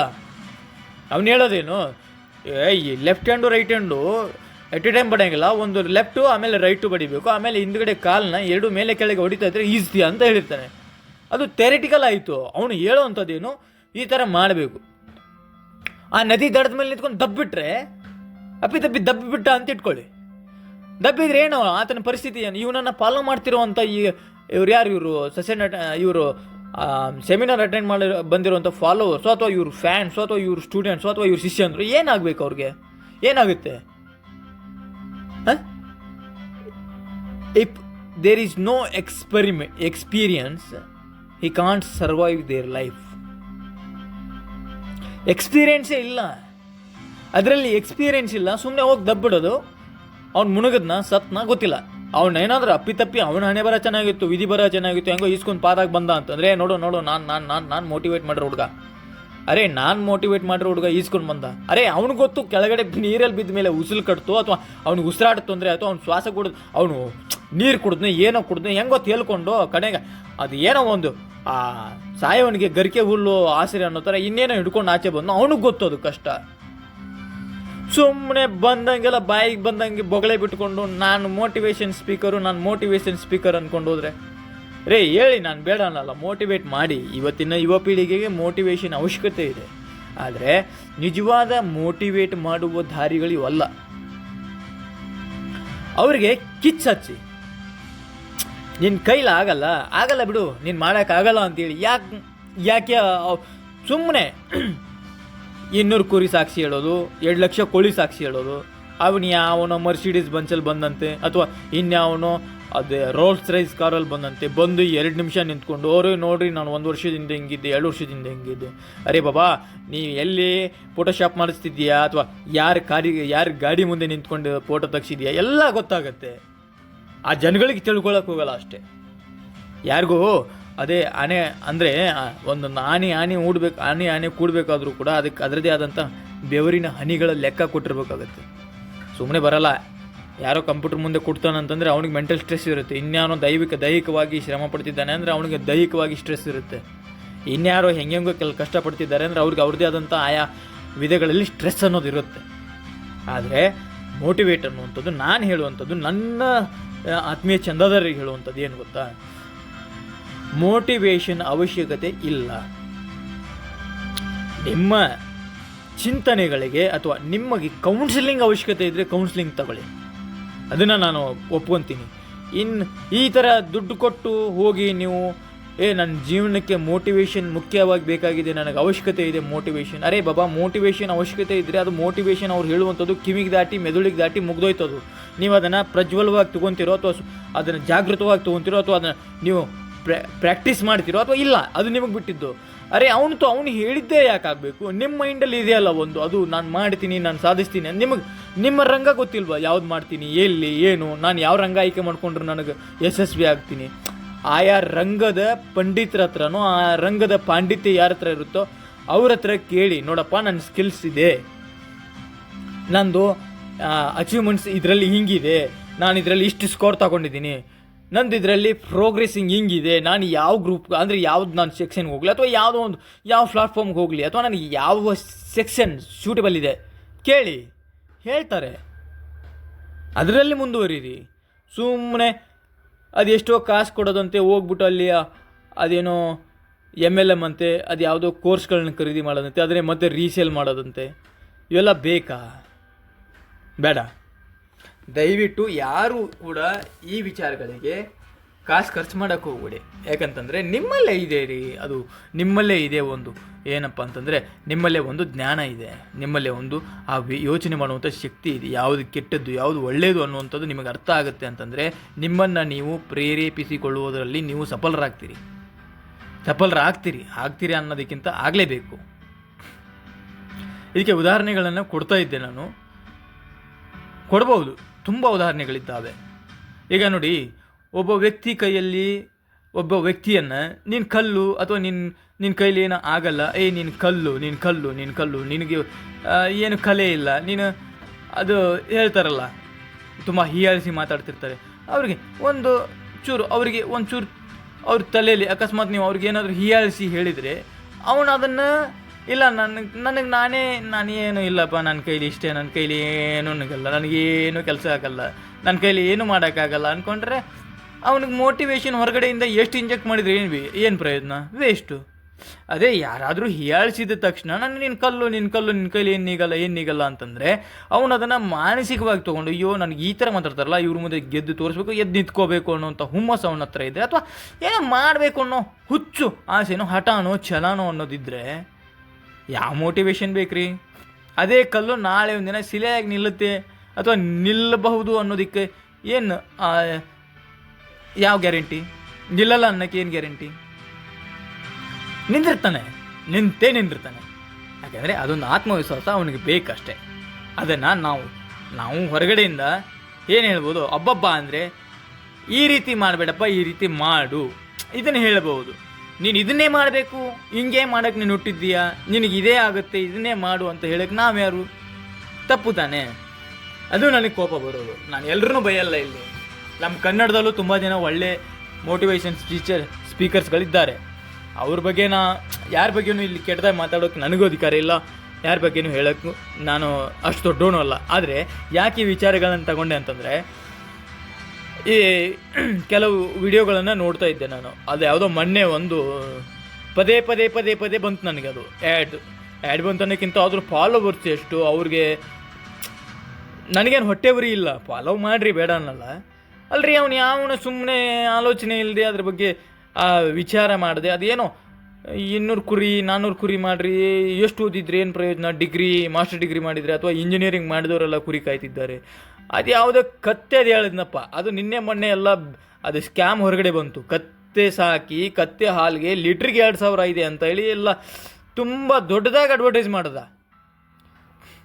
ಎಷ್ಟೋ ಜನ ಲಕ್ಷ ಲಕ್ಷ ಹಾಕಿ ಕತ್ತೆ ತಂದು ಕತ್ತೆ ಕಾಯಿದ್ರು, ಕತ್ತೆ ಸಾಕಿದ್ರು. ಅದೇನೋ ನಮ್ಮ ದೊಡ್ಡವ್ರು ಹೇಳ್ತಿದ್ರು, ನಿನ್ನ ಕೆಲಸಕ್ಕೆ ಬರಲ್ಲ ಕತ್ತೆ ಕಾಯೋ ಅಂತ ಹೇಳ್ತಿದ್ರು. ಅದು ಬೈಗುಳ ಕಣ್ರಿ. ಅವ್ರು ಹೇಳ್ತಾ ಇದ್ರು ಒಳ್ಳೇದಾಗಲಿ, ಕತ್ತೆ ಒಳ್ಳೇದೇ. ಕತ್ತೆನ ನಾವು ಕೆಟ್ಟದನ್ನಕ್ಕಾಗಲ್ಲ. ಕತ್ತೆ ತನ್ನ ಪಾಡಿಗೆ ತಾನು ಒಳ್ಳೇದದು. ಈಗ ಅವ್ರು ಯಾರು ಲಕ್ಷ ಲಕ್ಷ ಹಾಕಿ ಕತ್ತೆ ತಂದು ಆ ಕತ್ತೆಗಳನ್ನು ಸಾಕಿದ್ರು. ಹಾಲಿಗೆ 2000 ಲೀಟ್ರ್ ಕೊಡ್ತೀನಿ ಅಂತ ಹೇಳಿದರು. ಕತ್ತೆ ತಂದು ಅವ್ದು ಯಾವುದೋ ಕಂಪ್ನಿ ಸ್ಟಾರ್ಟಪ್ ಆಗಿತ್ತು. ಆ ಹಾಲನ್ನ ಒಂದು ಸ್ವಲ್ಪ ದಿನ ದುಡ್ಡು ಕೊಟ್ಟು ಖರೀದಿ ಮಾಡೋ ಥರ ಮಾಡಿದರು. ಅದಾದಮೇಲೆ ಇವ್ರು ಕತ್ತೆ ತಂದು ಸಾಕಿದವರೆಲ್ಲ ತಲೆ ಮೇಲೆ ಕೈ ಹೊತ್ಕೊಂಡು ಕೂತ್ಕೊಂಡಿದ್ದಾರೆ. ಈಗ ಕರ್ನಾಟಕ, ಕೇರಳ, ತಮಿಳುನಾಡು ಮತ್ತು ಆಂಧ್ರ ಪ್ರದೇಶದವ್ರು ಅಂತ ಎಲ್ಲರೂ ಅಲ್ಲ, ಅವ್ರನ್ನ ನಂಬಿ ಯಾರ್ಯಾರು ಕತ್ತೆ ತಂದಿರಲ್ಲ ಒಬ್ಬೊಬ್ರು 40 ಲಕ್ಷ 50 ಲಕ್ಷ ಎಲ್ಲ ಹೂಡಿಕೆ ಮಾಡಿದ್ದಾರೆ ರೀ. ಎಲ್ಲಿ ಹೋಗುತ್ತೆ? ಹೊಟ್ಟೆ ಉರಿ ಬರಲ್ವಾ? ಸುಮ್ಮನೆ ಅದು ಕಾಸು ಬಿದ್ದಿತ್ತ, ಎಲ್ಲಾದ್ರೂ ರಸ್ತೆಯಲ್ಲಿ ಬಿದ್ದಿರತ್ತಾ ಕಾಸು ತಂದು ಹಾಕೋಕ್ಕೆ? ಎಲ್ಲರೂ ₹1 ದುಡಿಬೇಕಾದ್ರೂ ಕೂಡ ಬೆವರಣಿ ಸುರಿಸಿನೇ ದುಡಿದಿರ್ತಾರೆ. ಇವ್ರು ಯಾರ್ದು ಥರ್ಡ್ ಕ್ಲಾಸ್ಗಳನ್ನು ಅಥವಾ ಇನ್ಯಾರ್ದು ಮಾತುಗಳನ್ನ ಕೇಳ್ಕೊಂಬಂದು ಸುಮ್ಮನೆ ಕೆಲ್ಸಕ್ಕೆ ಬರದೇ ಇರೋ ಜಾಗದಲ್ಲೆಲ್ಲ ದುಡ್ಡನ್ನ ಇನ್ವೆಸ್ಟ್ ಮಾಡಿಕೊಂಡು, ಇನ್ನೂ ಒಂದಿಷ್ಟು ಜನ ಮೋಟಿವೇಶನ್ ಅಂತೆ, ಅವರು ಏನೋ ಫೈನಾನ್ಷಿಯಲ್ ಅಡ್ವೈಸರ್ಗಳಂತೆ, ಅವ್ರು ಹೇಳುವಂಥ ದಾರಿಗಳನ್ನು ತುಳಿದು ಬಿಟ್ಟರೆ ಯಪ್ಪ ಅವ್ರು ಹೇಳುವಂಥ ಫ್ರಾಡ್ ಕೆಲಸಗಳನ್ನು ನಂಬ್ಕೊಂಡು ಬಿಟ್ರೆ ನನಗನ್ಸುತ್ತೆ ಈ ಜನಗಳು ಅವ್ರನ್ನ ಅಷ್ಟು ಸರಳವಾಗಿ ನಂಬ್ತಾರಲ್ಲ, ಹೆಂಗೆ ಏನು ಅಂತ ತುಂಬ ಬೇಜಾರಾಗುತ್ತೆ. ಇನ್ನೂ ಒಂದಿಷ್ಟು ಜನ ಹೇಳ್ತಿರ್ತಾರೆ, ಅವ್ರ ಹತ್ರ ಸುಳಿಯೋಕ್ಕೂ ಹೋಗಲ್ಲ ಕಣ್ರಿ. ಒಂದಿಷ್ಟು ಜನ ಮಾತಾಡ್ತಿರ್ತಾರೆ, ಒಳ್ಳೇದ್ರ ಬಗ್ಗೆನೇ ಹೇಳ್ತಿರ್ತಾರೆ. ಅಯ್ಯೋ ಪಾಪ ಅವ್ರು ಯಾವುದು ಸ್ವಾರ್ಥ ಇಲ್ಲದೆ ನಿಸ್ವಾರ್ಥದಿಂದ ಹೇಳ್ತಿರ್ತಾರೆ. ಇನ್ನು ನಾನು ತುಂಬ ಜನರನ್ನು ನೋಡಿದ್ದೀನಿ ಯೂಟ್ಯೂಬಲ್ಲಿ. ಅವ್ರನ್ನೆಲ್ಲ ಹೇಳ್ತಿರ್ತಾರೆ. ಅವ್ರ ಕಡೆ ನೀವು ಸುಳಿಯೋದೇ ಇಲ್ಲ, ಯಾರು ಸುಳಿಯೋದಿಲ್ಲ. ಹಾಗಂತ ನಾನು ಎಲ್ರೂ ಹೇಳ್ತಾ ಇಲ್ಲ. ಅಂದರೆ both fingers are not equal ಅಂತ ಹೇಳ್ತಾರೆ. ಎಲ್ಲ ಕೈ ಬೆರಳುಗಳು ಎಲ್ಲ ಈಕ್ವಲ್ ಆಗಿರಲ್ಲ. ಒಂದು ಕಿರಿದಾಗಿದ್ರೆ ಒಂದು ದೊಡ್ಡದಾಗಿರುತ್ತೆ, ಒಂದು ಮಧ್ಯದ ದೊಡ್ಡದಾಗಿದ್ದರೆ ಇನ್ನು ಆ ಪಕ್ಕದಲ್ಲಿರೋ ಚಿಕ್ಕದಾಗಿರುತ್ತೆ. ಹಂಗೆ ಎಲ್ಲರೂ ತುಂಬಿರ್ತಾರೆ. ಆದಷ್ಟು ಒಳ್ಳೆಯವ್ರನ್ನ ಫಾಲೋ ಮಾಡೋದಕ್ಕೆ ಟ್ರೈ ಮಾಡಿ. ನಿಮ್ಮ ಮೋಟಿವೇಶನ್ ಅವಶ್ಯಕತೆನೇ ಬರೋದಿಲ್ಲ ಇಲ್ಲಿ. ನಿಮ್ಮ ಲೈಫ್ ಸ್ಟೈಲ್ನೇ ಚೇಂಜ್ ಮಾಡ್ಕೊಳ್ಳಿ, ನಿಮಗೆ ನೀವೇ ಚೇಂಜ್ ಮಾಡ್ಕೊಳ್ಳಿ, ನಿಮಗೆ ನೀವೇ ಚೇಂಜಸ್ಗಳನ್ನ ಹಾಕ್ಕೊಳ್ಳಿ. ಒಂಚೂರು ಈ ವರ್ಷದ ಟಾರ್ಗೆಟ್ ಇದು, ಮುಂದಿನ ವರ್ಷದ ಟಾರ್ಗೆಟ್ ಇದು. ಬೆಳಿಗ್ಗೆ 6 ಕೇಳ್ತಿರೋ, 5 ಕೇಳ್ತಿರೋ, 4 ಕೇಳ್ತಿರೋ, ನಿಮ್ಮ ಅಚೀವ್ಮೆಂಟ್ಸ್ಗೆ ನೀವು ನೀವು ಮಾಡಬೇಕಾಗಿರುವಂಥ ಪ್ರಾಕ್ಟೀಸ್ಗಳು ಯಾವ್ಯಾವು, ಏನೇನು, ಅವೆಲ್ಲವನ್ನು ನಿಮಗೆ ನೀವು ಹಾಕ್ಕೊಳ್ಳಿ. ಬೇರೆಯವ್ರು ಹೇಳ್ಕೊಡ್ಬೇಕಾದಂಥ ಅವಶ್ಯಕತೆ ಇಲ್ಲ ಇಲ್ಲಿ. ಈಗ ನೋಡಿ, ನೀವು ಸೆಕೆಂಡ್ PUC ಹೋಗ್ತಿದ್ದೀರಿ ಅಂತಂದರೆ ನಿಮಗೆ ನಿಮ್ಮದೇ ಆದಂಥ ಟೈಮ್ ಟೇಬಲ್ಸ್ ಇರುತ್ತೆ. ಆ ಟೈಮ್ ಟೇಬಲ್ಸ್ ಪ್ರಕಾರನೇ ನೀವು ರೆಫರ್ ಮಾಡ್ತಿರುತ್ತೆ ನೀವು ಬುಕ್ಸ್ನ. ಹಾಗೆ ಜೀವನ ಕೂಡ ಒಂದು 20 ರಿಂದ 25 ವರ್ಷ ನನಗಿದು ಮಾಡಬೇಕು, ಏನೋ ನಂದು ಮಾಸ್ಟರ್ಸ್ ಮುಗೀತಾ ಆಯ್ತಪ್ಪ, ನಾನು ಈ ರಂಗದಲ್ಲಿ ಹೋಗ್ತೀನಿ ಅಥವಾ ಇನ್ಯಾವುದೋ ರಂಗದಲ್ಲಿ ಹೋಗ್ತೀನಿ, ಅದರ ಮುಂದಿನ ಉನ್ನತ ಹುದ್ದೆಗೆ ನಾನು ಇರಬೇಕು. ಅದಕ್ಕೆ ಯಾವ್ದು ನಾನು ಎಕ್ಸಾಮ್ಗಳನ್ನು ಬರೀಬೇಕು, ಜಾಬ್ ಓರಿಯೆಂಟೆಡ್ ಎಕ್ಸಾಮ್ಸ್ ಇರ್ತವೆ, ಆ ಎಕ್ಸಾಮ್ಸ್ಗಳನ್ನು ಕಟ್ಟಬೇಕು ಅಥವಾ ಆ ಎಕ್ಸಾಮ್ಸ್ಗಳನ್ನು ಬರೀಬೇಕು. ಪಾಸ್ಔಟ್ ಆದಮೇಲೆ ನಿಮಗೆ ನಿಮ್ಮದೇ ಕಂಪ್ನಿಯವರು ಉನ್ನತ ಸ್ಥಾನಕ್ಕೆ ಕೊಡ್ತಾರೆ. ಉನ್ನತ ಸ್ಥಾನಕ್ಕೆ ಅದೆಂಥದ್ದು ಹೇಳ್ತಾರೆ, ಅದು ಪ್ರಮೋಷನ್ ಕೊಡ್ತಾರೆ ಆಯ್ತಾ. ಇಲ್ಲ ನಮಗೆ ಸ್ವಂತ ಬಿಸ್ನೆಸ್ ಮಾಡ್ತೀನಿ, ಆಯಿತು, ನಿಮಗೆ ಆ ರಂಗದಲ್ಲಿ ಏನಾದರೂ ಜ್ಞಾನ ಇದೆಯಾ, ಮಾರ್ಕೆಟಿಂಗ್ ಮಾಡ್ತೀರಾ ಅಥವಾ ನಿಮಗೆ ಏನಾದರೂ ಒಂದು ಸ್ವಂತ ಕಂಪ್ನಿ ಸ್ಟಾರ್ಟಪ್ ಅಂದರೆ ಕಂಪ್ನಿ ಹುಟ್ಟಾಕ್ತೀರಾ, ಯಾವ ರಂಗದಲ್ಲಿ ಹುಟ್ಟಾಕ್ತೀರಾ, ಆಹಾರಕ್ಕೆ ಸಂಬಂಧಪಟ್ಟ ಕೈಗಾರಿಕೆ ತಯಾರು ಮಾಡ್ತಿರೋ ಅಥವಾ ಈ ಸರ್ವಿಸಸ್ ಇಂಡಸ್ಟ್ರೀಸ್ ಶುರು ಮಾಡ್ತಿರೋ ಅಥವಾ ಮ್ಯಾನುಫ್ಯಾಕ್ಚರಿಂಗ್ ಇಂಡಸ್ಟ್ರಿ ಶುರು ಮಾಡ್ತಿರೋ ಅಥವಾ ಇನ್ನೇನೋ ಸಣ್ಣ ಪುಟ್ಟ ಅಷ್ಟೇ ಚಿಕ್ಕ ಪುಟ್ಟ ಯಾವುದೋ ಒಂದು ಸಣ್ಣ ಪುಟ್ಟ ಇಂಡಸ್ಟ್ರಿ ಶುರು ಮಾಡ್ತಿರೋ, ನಿಮಗೆ ಆ ಇಂಡಸ್ಟ್ರಿ ಶುರು ಮಾಡೋಕ್ಕೂ ಮುಂಚೆ ಆ ಇಂಡಸ್ಟ್ರಿಗೆ ಅನುಗುಣವಾದಂಥ ಅಥವಾ ಆ ಇಂಡಸ್ಟ್ರಿಗೆ ಸಂಬಂಧಪಟ್ಟ ದೊಡ್ಡ ಇಂಡಸ್ಟ್ರಿಗಳಲ್ಲಿ ಕನಿಷ್ಠ ಒಂದು 4-5 ವರ್ಷ ಅನುಭವ ಪಡ್ಕೊಂಡಿರಬೇಕು. ನೀವು ಅಲ್ಲಿ ಕ್ಲರ್ಕಾಗಿ ಕೆಲಸ ಮಾಡ್ತಿರೋ ಅಥವಾ ಎ ಗ್ರೇಡ್ ಅಂದರೆ ವೈಟ್ ಕಲರಾಗಿ ಕೆಲಸ ಮಾಡ್ತಿರೋ ಅಥವಾ ಬ್ಲೂ ಕಲರ್ ಆಗಿ ಕೆಲಸ ಮಾಡಿರ್ತಿರೋ, ನಿಮಗೆ ಬಿಟ್ಟಂಥದ್ದು. ಯಾವುದೇ ಒಂದು ರಂಗದಲ್ಲಿ ಅವರಲ್ಲಿ ಅಲ್ಲಿ ಆ ಒಂದು ಇಂಡಸ್ಟ್ರಿಯಲ್ಲಿ ಒಂದು ಕೆಳಮಟ್ಟದಿಂದನೋ ಅಥವಾ ದೊಡ್ಡ ಮಟ್ಟದಲ್ಲೋ ಯಾವುದೋ ಒಂದು ಕೆಲಸ ಮಾಡಿ ಒಂದು 4 ವರ್ಷ ಅನುಭವ ಪಡ್ಕೊಳ್ಳಿ, 3-4 ವರ್ಷ. ಅದರ ಆಗು ಹೋಗುಗಳೇನು, ಖರ್ಚು ವೆಚ್ಚ ಎಷ್ಟು, ಅದಕ್ಕೆ ನಾವು ಸುಮ್ಮನೆ ಸ್ಟಾರ್ಟಪ್ಪಲ್ಲೇ ಒಂದು 4-5 ಕೋಟಿ ಇನ್ವೆಸ್ಟ್ ಮಾಡಿದರೆ ಮುಂದಿನ 1 ವರ್ಷದಲ್ಲಿ ನಾವು ಅದರ 10ರಷ್ಟಾದರೂ ತೆಗಿಬೇಕು. ಅಂದರೆ 4-5 ಕೋಟಿ ಹಾಕಿದ್ದೀನಪ್ಪ ಅಂತಂದರೆ ಮುಂದಿನ ಒಂದು 2-3 ವರ್ಷದಲ್ಲಿ ನಮಗೆ ಒಂದು ಮಿನಿಮಮ್ ಪ್ರಾಫಿಟ್ ಒಂದು 30-35 ಕೋಟಿ ಬರಬೇಕು. ಆ ರೀತಿ ಆಗುತ್ತಾ? ಇಲ್ಲ. ನಾವು ಫಸ್ಟ್ ಸ್ಟಾರ್ಟಿಂಗು ಒಂದು 10 ಲಕ್ಷ ಹಾಕೋಣ ಅಥವಾ 5 ಲಕ್ಷ ಹಾಕೋಣ. ಫಸ್ಟ್ ದೊಡ್ಡದಾಗಿ ಹಾಕೋಕ್ಕೆ ಹೋಗಬಾರ್ದು. ಅಂದರೆ ನಿಮಗೆ ಕನ್ಫರ್ಮ್ ಇರಬೇಕು, ಅದು ನಾನು ಇಷ್ಟು ಹಾಕಿದರೆ ಇಷ್ಟು ಬರುತ್ತಾ. ಹಂಗಂದ ಮಾತಿಗೆ ನೀನೇನು ಶೇಖ್ ಮೊಹಮ್ಮದನ್ ಲೆಕ್ಕ ಹೇಳ್ತಿದ್ಯಾ, ಇವತ್ತು 2 ಕೋಳಿ 2 ಮೊಟ್ಟೆ ಇಟ್ಟರೆ ನಾಳೆ ಇನ್ನು 40 ಕೋಳಿ 250 ಮೊಟ್ಟೆ ಇಡುತ್ತೆ, ಮತ್ತು 300 ಕೋಳಿ 350 ಮೊಟ್ಟೆ ಇಡುತ್ತೆ. ಇದು ನಾವು ಕೇಳಿದ್ದೀವಿ ಚಿಕ್ಕವರಿದ್ದಾಗ, ಶೇಖ್ ಮೊಹಮ್ಮದನ್ ಲೆಕ್ಕನ ಕತೆ. ಈ ದಿನ ಒಂದೊಂದು ಮೊಟ್ಟೆ ಯಾಕೆ ಒಂದೇ ಸರ್ತಿ ಕೋಳಿನ ಕೊಯ್ದುಬಿಟ್ರೆ ಅದ್ರ ಹೊಟ್ಟೆ ತುಂಬ ಚಿನ್ನದ ಮೊಟ್ಟೆಗಳಿರುತ್ತೆ ಅಂತೇಳಿ ಕೊಯ್ದುಬಿಟ್ರೆ ಸತ್ತೋಗ್ಬಿಡುತ್ತೆ ಕೋಳಿ. ಆ ಕತೆ ನನಗೆ ಗೊತ್ತು, ನೀನು ಆ ಕತೆ ಹೇಳ್ಬೇಡ ಅಂತ ಹೇಳೋರು ಹೇಳ್ಬೋದು, ಅದಕ್ಕೆ ನನಗೇನು ಅಭ್ಯಂತರ ಇಲ್ಲ. ಯಾಕೆಂತಂದರೆ ಎಲ್ಲೇ ಇನ್ವೆಸ್ಟ್ ಮಾಡಿ ರೂಪಾಯಿಗೂ ವ್ಯಾಲ್ಯೂ ಇದೆ. ಸುಮ್ಮನೆ ಅರ್ಹತೆ ಅಂತಂದರೆ ಇದು ನೀವು ತಪ್ಪು ತಿಳ್ಕೊಳ್ಬೇಡಿ. ಅರ್ಹತೆ ಅಂತಂದರೆ ಮಾನದಂಡದ ಬಗ್ಗೆ ಮಾತಾಡ್ತಾ ಇದ್ದೀನಿ ನಾನು. ಅರ್ಹತೆ ಅಂದರೆ ಇಲ್ಲಿ ಮೇಲು ಕೀಳು ಬಡವ ಬಲ್ಲಿದ ಅಂತಿಲ್ಲ. ಅರ್ಹತೆ ಅಂದರೆ ಆಯಾ ರಂಗದಲ್ಲಿ ಒಂದು ಅರ್ಹತೆ ಅಂತ ಇರುತ್ತೆ, ಎಲಿಜಿಬಿಲಿಟಿ ಅಂದರೆ ಮಾನದಂಡಗಳಿರ್ತವೆ. ಆ ಮಾನದಂಡಗಳಲ್ಲಿ ನೀವು ಯಾವ ಸ್ಥಾನದಲ್ಲಿದ್ದೀರಿ, ನಿಮಗೆ ಆ ಒಂದು ನೀವು ತೆಗೆದುಕೊಳ್ತಿದ್ದೀರಲ್ಲ ಆ ನಿರ್ಧಾರಗಳನ್ನು ಹೊತ್ಕೊಂಡು ಹೋಗುವಷ್ಟು ಕೆಪಾಸಿಟಿ ಇದೆಯಾ ಅಥವಾ ನಿಮ್ಮ ಕೆಪಾಬಿಲಿಟಿ ಇದೆಯಾ. ನಿಮ್ಮ ಬಳಿ ಕೆಲಸ ಮಾಡೋರ ಹತ್ರ ಅಥವಾ ನಿಮ್ಮ ಬಳಿ ಕೆಲಸ ಮಾಡ್ತಿದ್ದಾರೆ ಅವರಿಂದ ಕೆಲಸ ತೆಗೆಸ್ಕೊಳ್ಳೋಕ್ಕಾಗತ್ತಾ ನೋಡಿ.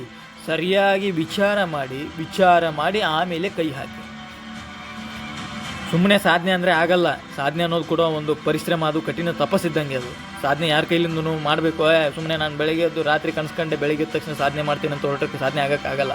ಅದಕ್ಕೆ ಅದರದ್ದೇ ಆದಂಥ ಬೆಳಗ್ಗೆ ಬೇಸ್ಮೆಂಟು, ಅಂದರೆ ನಾನು ಅದನ್ನೇ ಹೇಳೋದಿಲ್ಲ, happy new year first day, second day ಅಥವಾ third day, fourth day, fifth day, sixth day ಅವನು ಪಟ್ಟಿರುವಂಥ ಶ್ರಮ ನೋಡ್ತಾನೆ. ಮೈಕೈ ನೋವು, ತೊಡೆ ನೋವು ಎಲ್ಲ ನೋಡಿಕೊಂಡು ಒಂದು ವಾರದ ನಂತರ ಕೈ ಬಿಟ್ಬಿಡ್ತಾನೆ. ಯಾಕೆಂದರೆ ಒಂದೇ ಸರ್ತಿ ಯಾವ ಕೆಲಸ ಆಗಲಿ, ಯಾವುದೇ ಬಿಸ್ನೆಸ್ ಆಗಲಿ, ಯಾವುದೇ ಒಂದು ರಂಗದಲ್ಲಿ ಉತ್ತುಂಗಕ್ಕೆ ಹೋಗೋದಕ್ಕಾಗೋದಿಲ್ಲ. ಉತ್ತುಂಗಕ್ಕೆ ಹೋಗೋಕ್ಕಾಗೋದೇ ಇಲ್ಲ. ನೀವು ಯಾವುದೋ ಈಗ ಸದ್ಯಕ್ಕೆ ಟ್ರೆಂಡಿಂಗ್ ಯಾವುದಿದೆ, ಸದ್ಯಕ್ಕೆ ಟ್ರೆಂಡಿಂಗು ಯಾವುದು ನಿಮಗೆ ಗೊತ್ತಿರುತ್ತೆ. ಅದು ನೀವು ಬಿಸ್ನೆಸ್ ಬಗ್ಗೆ ನಿಮ್ಗೆ ಐಡಿಯಾ ಇರುತ್ತೆ ಅಂತಂದರೆ ನಿಮ್ಗೆ ಟ್ರೆಂಡಿಂಗ್ ಗೊತ್ತಿರುತ್ತೆ.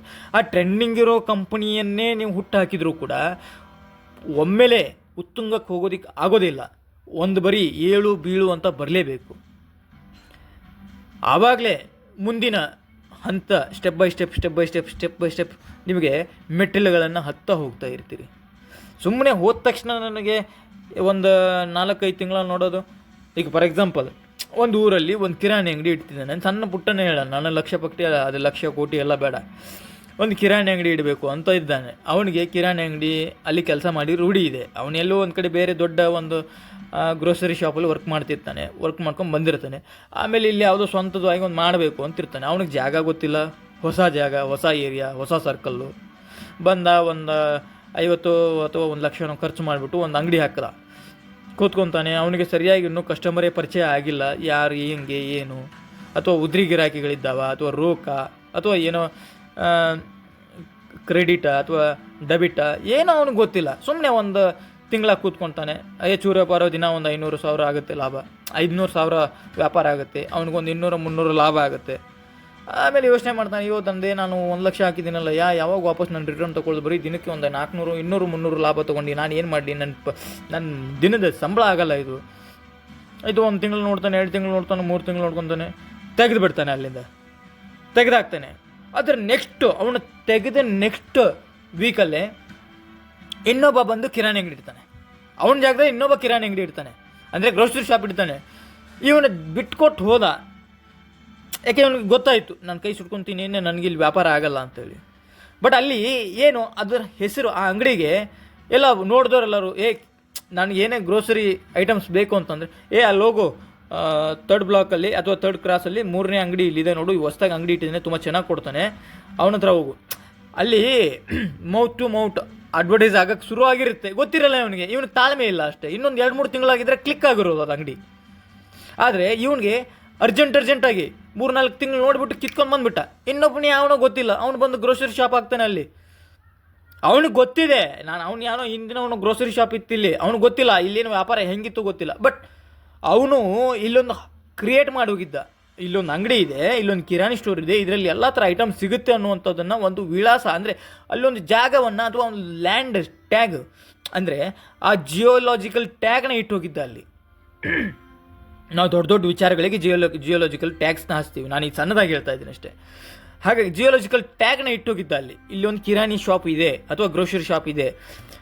ಆಮೇಲೆ ಇವನು ಬಿಟ್ಟೋದ್ಮೇಲೆ ಆ ಏರಿಯಾದವರು ಆ ಅಂಗಡಿನ ಪರಿಚಯಿಸೋದಕ್ಕೆ ಶುರು ಮಾಡಿದರು. ಇಲ್ಲ ಸರ್, ಮೊದಲೇ ಒಂದು ಅಂಗಡಿ ಇತ್ತು ಇಲ್ಲಿ, ಅವನು ಹಚ್ಕೊತಾನೆ ರೀ, ಅವನಿಗಿಂತ ಅವನಕ್ಕಿಂತ ನಾನು ಚೆನ್ನಾಗಿ ಕೊಡ್ತೀನಿ ಬಿಡ್ರಿ, ಅವನಕ್ಕಿಂತ ಇನ್ನೂ ಒಂದು 2 ರೂಪಾಯಿ ಕಡಿಮೆ ಕೊಡ್ತೀನಿ, ಇನ್ನೂ ಒಂದು 10 ಪೈಸೆ ಕಡಿಮೆ ಕೊಡ್ತೀನಿ, ತೊಗೊಳ್ರಿ, ವ್ಯಾಪಾರ ಮಾಡಿಕೊಡ್ರಿ. ನಮ್ಮ ಹತ್ರ ಇರೋ ಐಟಮ್ಸ್ಗಳೆಲ್ಲ ಕನ್ಸಿಡರ್ ಮಾಡ್ಕೊಂಡು ಅವನು ಬಜೆಟ್ ಒಂದು ಸ್ವಲ್ಪ ಕಡಿಮೆ ಮಾಡ್ಕೊಂಡು ಏನೋ ಡಿಸ್ಕೌಂಟಲ್ಲಿ ಕೊಡ್ತಾವೆ.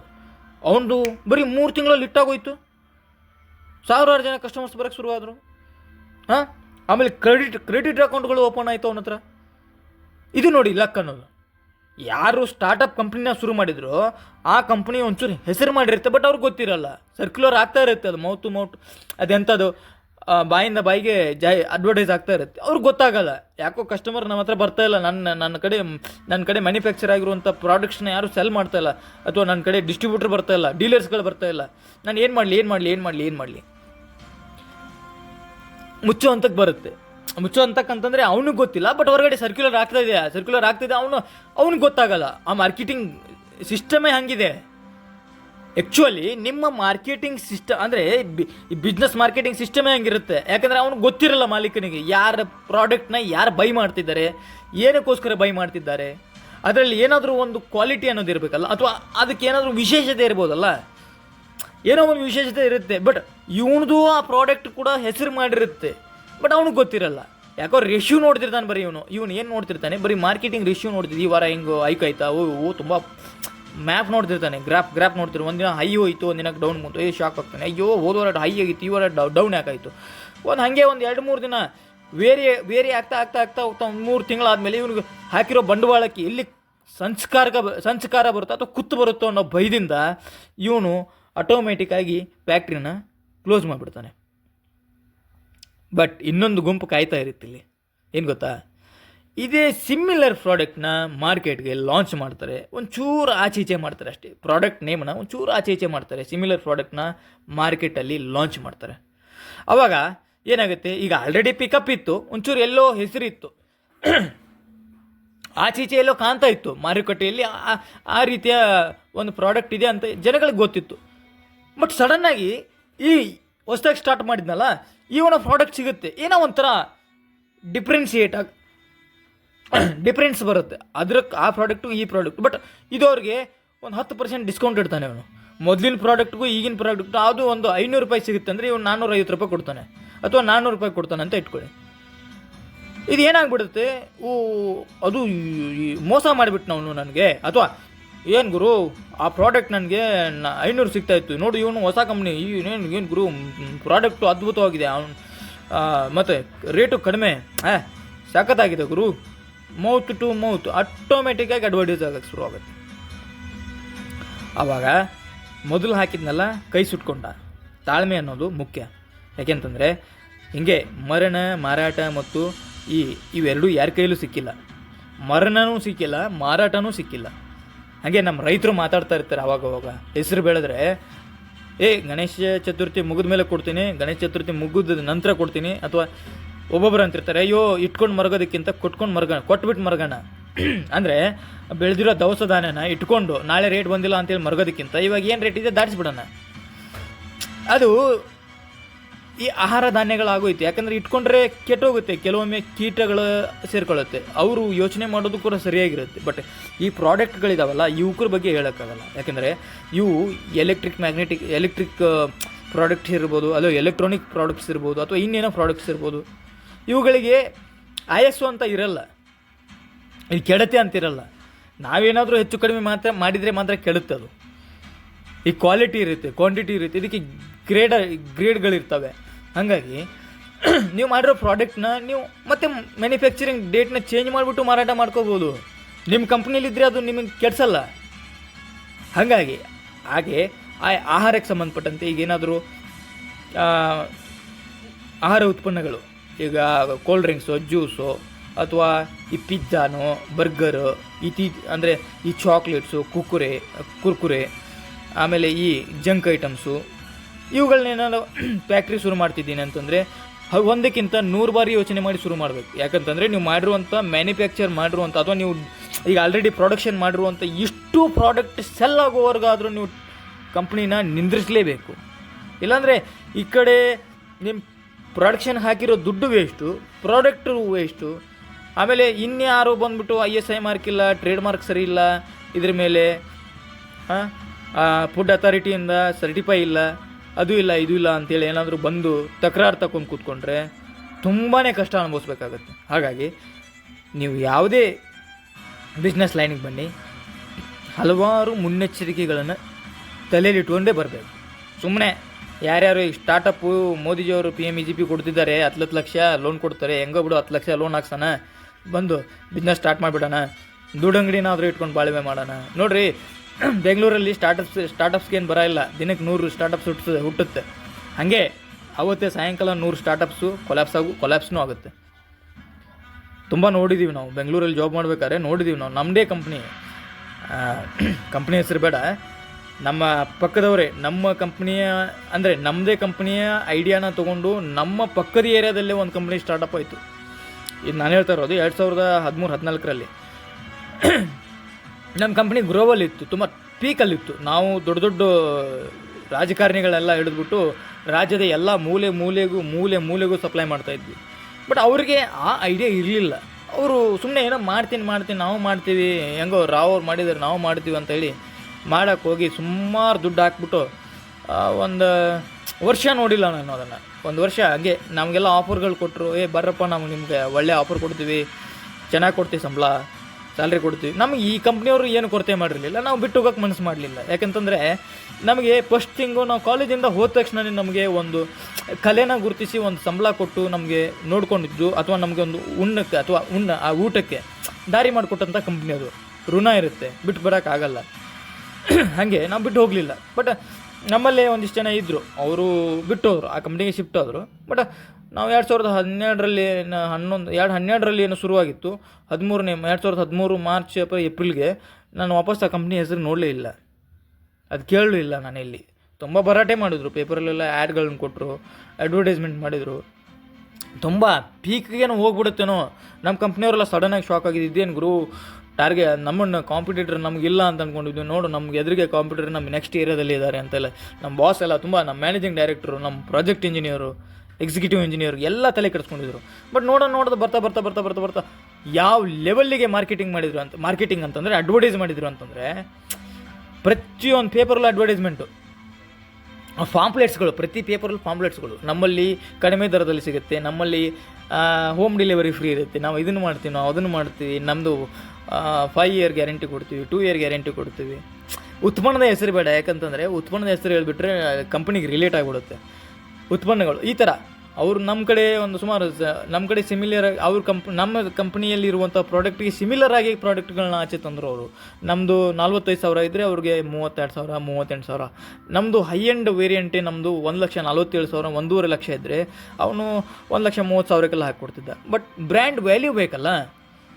ಈಗ ನೋಡಿ, ನಾವಾದರೂ ಮನುಷ್ಯನ ನಂಬಬೇಕಾದ್ರೆ ಮನುಷ್ಯನ ಬ್ರ್ಯಾಂಡನ್ನ ಇಕ್ವಿಟಿನ ನೋಡ್ತೀವಿ, ಅಥವಾ ಅವನ ಈ ಸೋಷಿಯಲ್ ಪ್ರೂಫ್ನ ನೋಡ್ತೀವಿ. ಅದನ್ನೇ ನಾನು ಓದ್ಸರ್ತಿ ಹೇಳಿದ್ದೀನಿ, ಸೋಷಿಯಲ್ ಪ್ರೂಫ್ ಅಂತಂದರೆ ಅದು ಯಾವ ರೀತಿ ಡಾರ್ಕ್ ಸೈಕಾಲಜಿಲಿ ಬರುತ್ತೆ ಅಂತ ಹೇಳಿ. ನಾವು ಕೂಡ ಮರಳಾಗ್ತೀವಿ. ಹೆಂಗೆ ಗೊತ್ತಾ, ಯಾರೋ ಒಬ್ಬರು ಉನ್ನತ ಸ್ಥಾನದಲ್ಲಿದ್ದಾನೆ, ಅವನು ಹೇಳಿದರೆ ಶಂಕನಿಂದ ಬಂದರೆ ತೀರ್ಥ ಅನ್ನೋ ಥರ ಆಗುತ್ತೆ. ಹಾಗೆ ನಮ್ಮ ಬ್ರ್ಯಾಂಡ್ಗೆ ಇಕ್ವಿಟಿನೂ ಇತ್ತು, ವ್ಯಾಲ್ಯೂ ಕೂಡ ಇತ್ತು. ಹಾಗಾಗಿ ನಮ್ಮ ಬ್ರ್ಯಾಂಡ್ನ ನಂಬಿದ್ರು ಜನ, ಕೈ ಹಿಡಿದ್ರು. ಇವಾಗಲೂ ನಮ್ಮ ಕಂಪ್ನಿ ಅದೇ ಸ್ಥಾನದಲ್ಲಿದೆ. ಆ ಕಂಪ್ನಿ ಬ್ರ್ಯಾಂಡ್ ಇರಲಿಲ್ಲ ಫಸ್ಟ್, ಅದಕ್ಕೆ ಆಮೇಲೆ ಶೇರ್ ಹೋಲ್ಡ್ರು ಕೂಡ ಸರಿಯಾಗಿರಲಿಲ್ಲ. ಹಾಗಾಗಿ 1.5 ವರ್ಷದಲ್ಲಿ ದಿವಾಳಿ ಆದೋಯ್ತು. ಅವನು ಬ್ಯಾಂಕ್ ಕ್ರಪ್ಟ್ ಅಂತ ಘೋಷಣೆನೇ ಮಾಡಾಕ್ಬಿಟ್ಟ. ಕೊನೆಗೆ ಸಾಲ ತೀರ್ಸೋಕ್ಕಾಗದೆ ಕಂಪ್ನಿನೂ ಮಾರಿ ಎಂಪ್ಲಾಯೀಸ್ಗೆ ಸರಿಯಾಗಿ ಸಂಬಳ ಕೊಡೋಕ್ಕಾಗದೆ ತುಂಬಾ ನಡೆದೋಯ್ತು. ಆ ಆಸಾಮಿ ಪತ್ತೇನೇ ಇಲ್ಲ ಬಿಡಿ ಬೆಂಗಳೂರಲ್ಲಿ. ಮತ್ತೆ ನಾನು ನೋಡಲಿಲ್ಲ. ಅವನು ತಲಗಟ್ಪುರದ ಅವನು ವ್ಯಕ್ತಿ. ಬಟ್ ಅವನು ಇವಾಗ ಇನ್ಯಾವುದೋ ಕಂಪ್ನಿಯಲ್ಲಿ ಜಾಬ್ ಮಾಡ್ತಾಯಿದ್ದಾನೆ. ಅವನು ಇನ್ನೊಂದು HR ಆಗೋ ಇನ್ನೊಂದು ಏನೋ ಆಗಿ ಅವನು ಕೂಡ ಇನ್ನೊಂದು ಕಂಪ್ನಿಗೆ ಮೋಸ ಮಾಡಿ ಬಂದಿನೇ ನಾನು ಅದೇ ಕಂಪ್ನಿಯವ್ರನ್ನ ವರ್ಕರ್ಸ್ನ ಎಂಪ್ಲಾಯೀಸನ್ನ ತೊಗೊಂಬಂದು ನಾನು ಕಂಪ್ನಿ ಕಟ್ತೀನಿ ಅಂತ ಆಚೆ ಬಂದವನು ಅವನು. ಬಟ್ ಆಗಲಿಲ್ಲ. ಲಕ್ ಬೇಕು. ಅದಕ್ಕೆ ಲಕ್ ಅನ್ನೋದಕ್ಕಿಂತ ಅದಕ್ಕೆ ಸ್ಕಿಲ್ಗಳು ಬೇಕಾಗುತ್ತೆ. ಮಾರ್ಕೆಟಿಂಗ್ ಅಂದರೆ ಯಾವ ಬಿಸ್ನೆಸ್ ಮ್ಯಾನು ಪ್ಯೂರ್ ಅಂದರೆ ಪಕ್ಕಾ ಮಾರುಕಟ್ಟೆಯ ಎಕ್ಸಿಕ್ಯೂಟಿವ್ ಅಂತಂದರೆ ಮಾರ್ಕೆಟಿಂಗ್ ಎಕ್ಸಿಕ್ಯೂಟಿವ್. ಎಕ್ಸಾಕ್ಟಾಗಿ ಹೇಳ್ಬೇಕಂತಂದರೆ ಯಾರು ಅದ್ಭುತವಾಗಿ ವಸ್ತುಗಳನ್ನು ಮಾರಾಟ ಮಾಡುವ ಪ್ರತಿಭೆಯನ್ನು ಹೊಂದಿದ್ದಾನೋ ಅವನು ಖಂಡಿತವಾಗ್ಲೂ ಒಬ್ಬ ಬಿಸ್ನೆಸ್ ಮ್ಯಾನ್ ಆಗೋದ್ರಲ್ಲಿ ಯಾವುದೇ ಎರಡು ಮಾತಿಲ್ಲ, ಆಗ್ತಾನೆ. ಯಾಕಂದರೆ ಮಾತಿನಲ್ಲೇ ಆತ ಎಲ್ಲರನ್ನು ಕೊಂಡ್ಕೊಂಡು ಬಿಡ್ತಾನೆ. ಹಾಗಾಗಿ ಅವನ ಮಾತು ಮತ್ತು ಅವನ ಕಾರ್ಯವೈಖರಿ ಆತನನ್ನು ತುಂಬ ಎತ್ತರಕ್ಕೆ ಹೋಗ್ಬಿಡುತ್ತೆ. ನೋಡಿ, 2025ರಲ್ಲಿ ಬಿಸ್ನೆಸ್ ಸ್ಟಾರ್ಟಪ್ಸ್ಗೆ ಒಳ್ಳೆಯ ಟೈಮು ಮಾಡಿ, ಎಲ್ಲರೂ ಮಾಡಿ. ಆದರೆ ಮೋಟಿವೇಶನ್ ಅಂತ ಹೇಳಿ ಆಚೀಚೆ ಇಲ್ಲೆಲ್ಲ ಸುಮ್ಮನೆ ಒಂದೊಂದು ಸೆಮಿನಾರ್ಗೆ 5,000ರಿಂದ 10,000ನೋ 2,000 3,000ನೋ ಅದೆಷ್ಟೇ ಆಗಲಿ, ನೀವು 500 ಕೊಟ್ಟರೂ ಕೂಡ ಅದು ಸೆಮಿನಾರ್ ವೇಸ್ಟ್ ಅಂತ ನಾನು ಹೇಳ್ತೀನಿ. ನಿಮಗೆ ಬೇಕಾಗಿರುವಂಥ ನಾಲೆಡ್ಜು ನಿಮ್ಮ ಫಿಂಗರ್ ಟಿಪ್ಪಲ್ಲಿದೆ ಕಣ್ರಿ, ನಿಮ್ಮ ಮೊಬೈಲಲ್ಲಿದೆ. ನೀವು ಗೂಗಲಲ್ಲಿ ಏನು ಹಾಕಿದರೂ ನಿಮ್ಮ ಹತ್ರ ಕೇಳೋ ಪ್ರತಿ ಪ್ರಶ್ನೆಗೂ ಉತ್ತರ ಇದೆ. ನೀವು ನಾಲೆಡ್ಜ್ ಗೇನ್ ಮಾಡಿಕೊಳ್ಳೇಬೇಕು ಅಂತ ಇದ್ದರೆ ಗೂಗಲ್ ಇದೆ, ಯೂಟ್ಯೂಬ್ ಇದೆ. ಯೂಟ್ಯೂಬಲ್ಲಿ ಇಲ್ಲದೆ ಇರೋ ನಾಲೆಡ್ಜ್ ಎಲ್ಲೂ ಇಲ್ಲ. ಆದರೆ ಈ ಫೇಡ್ ಅಂದರೆ ದುಡ್ಡು ಕೊಟ್ಟು ಏನು ನೀವು ಮೋಟಿವೇಶನ್ ಕ್ಲಾಸ್ಗಳು ಅಥವಾ ಸೆಮಿನಾರ್ಗಳು ಅಟೆಂಡ್ ಆಗ್ತೀನಿ, ಅದನ್ನು ಮಾಡ್ತೀನಿ, ಇದನ್ನು ಮಾಡ್ತೀನಿ, ಇದು ತಪ್ಪು.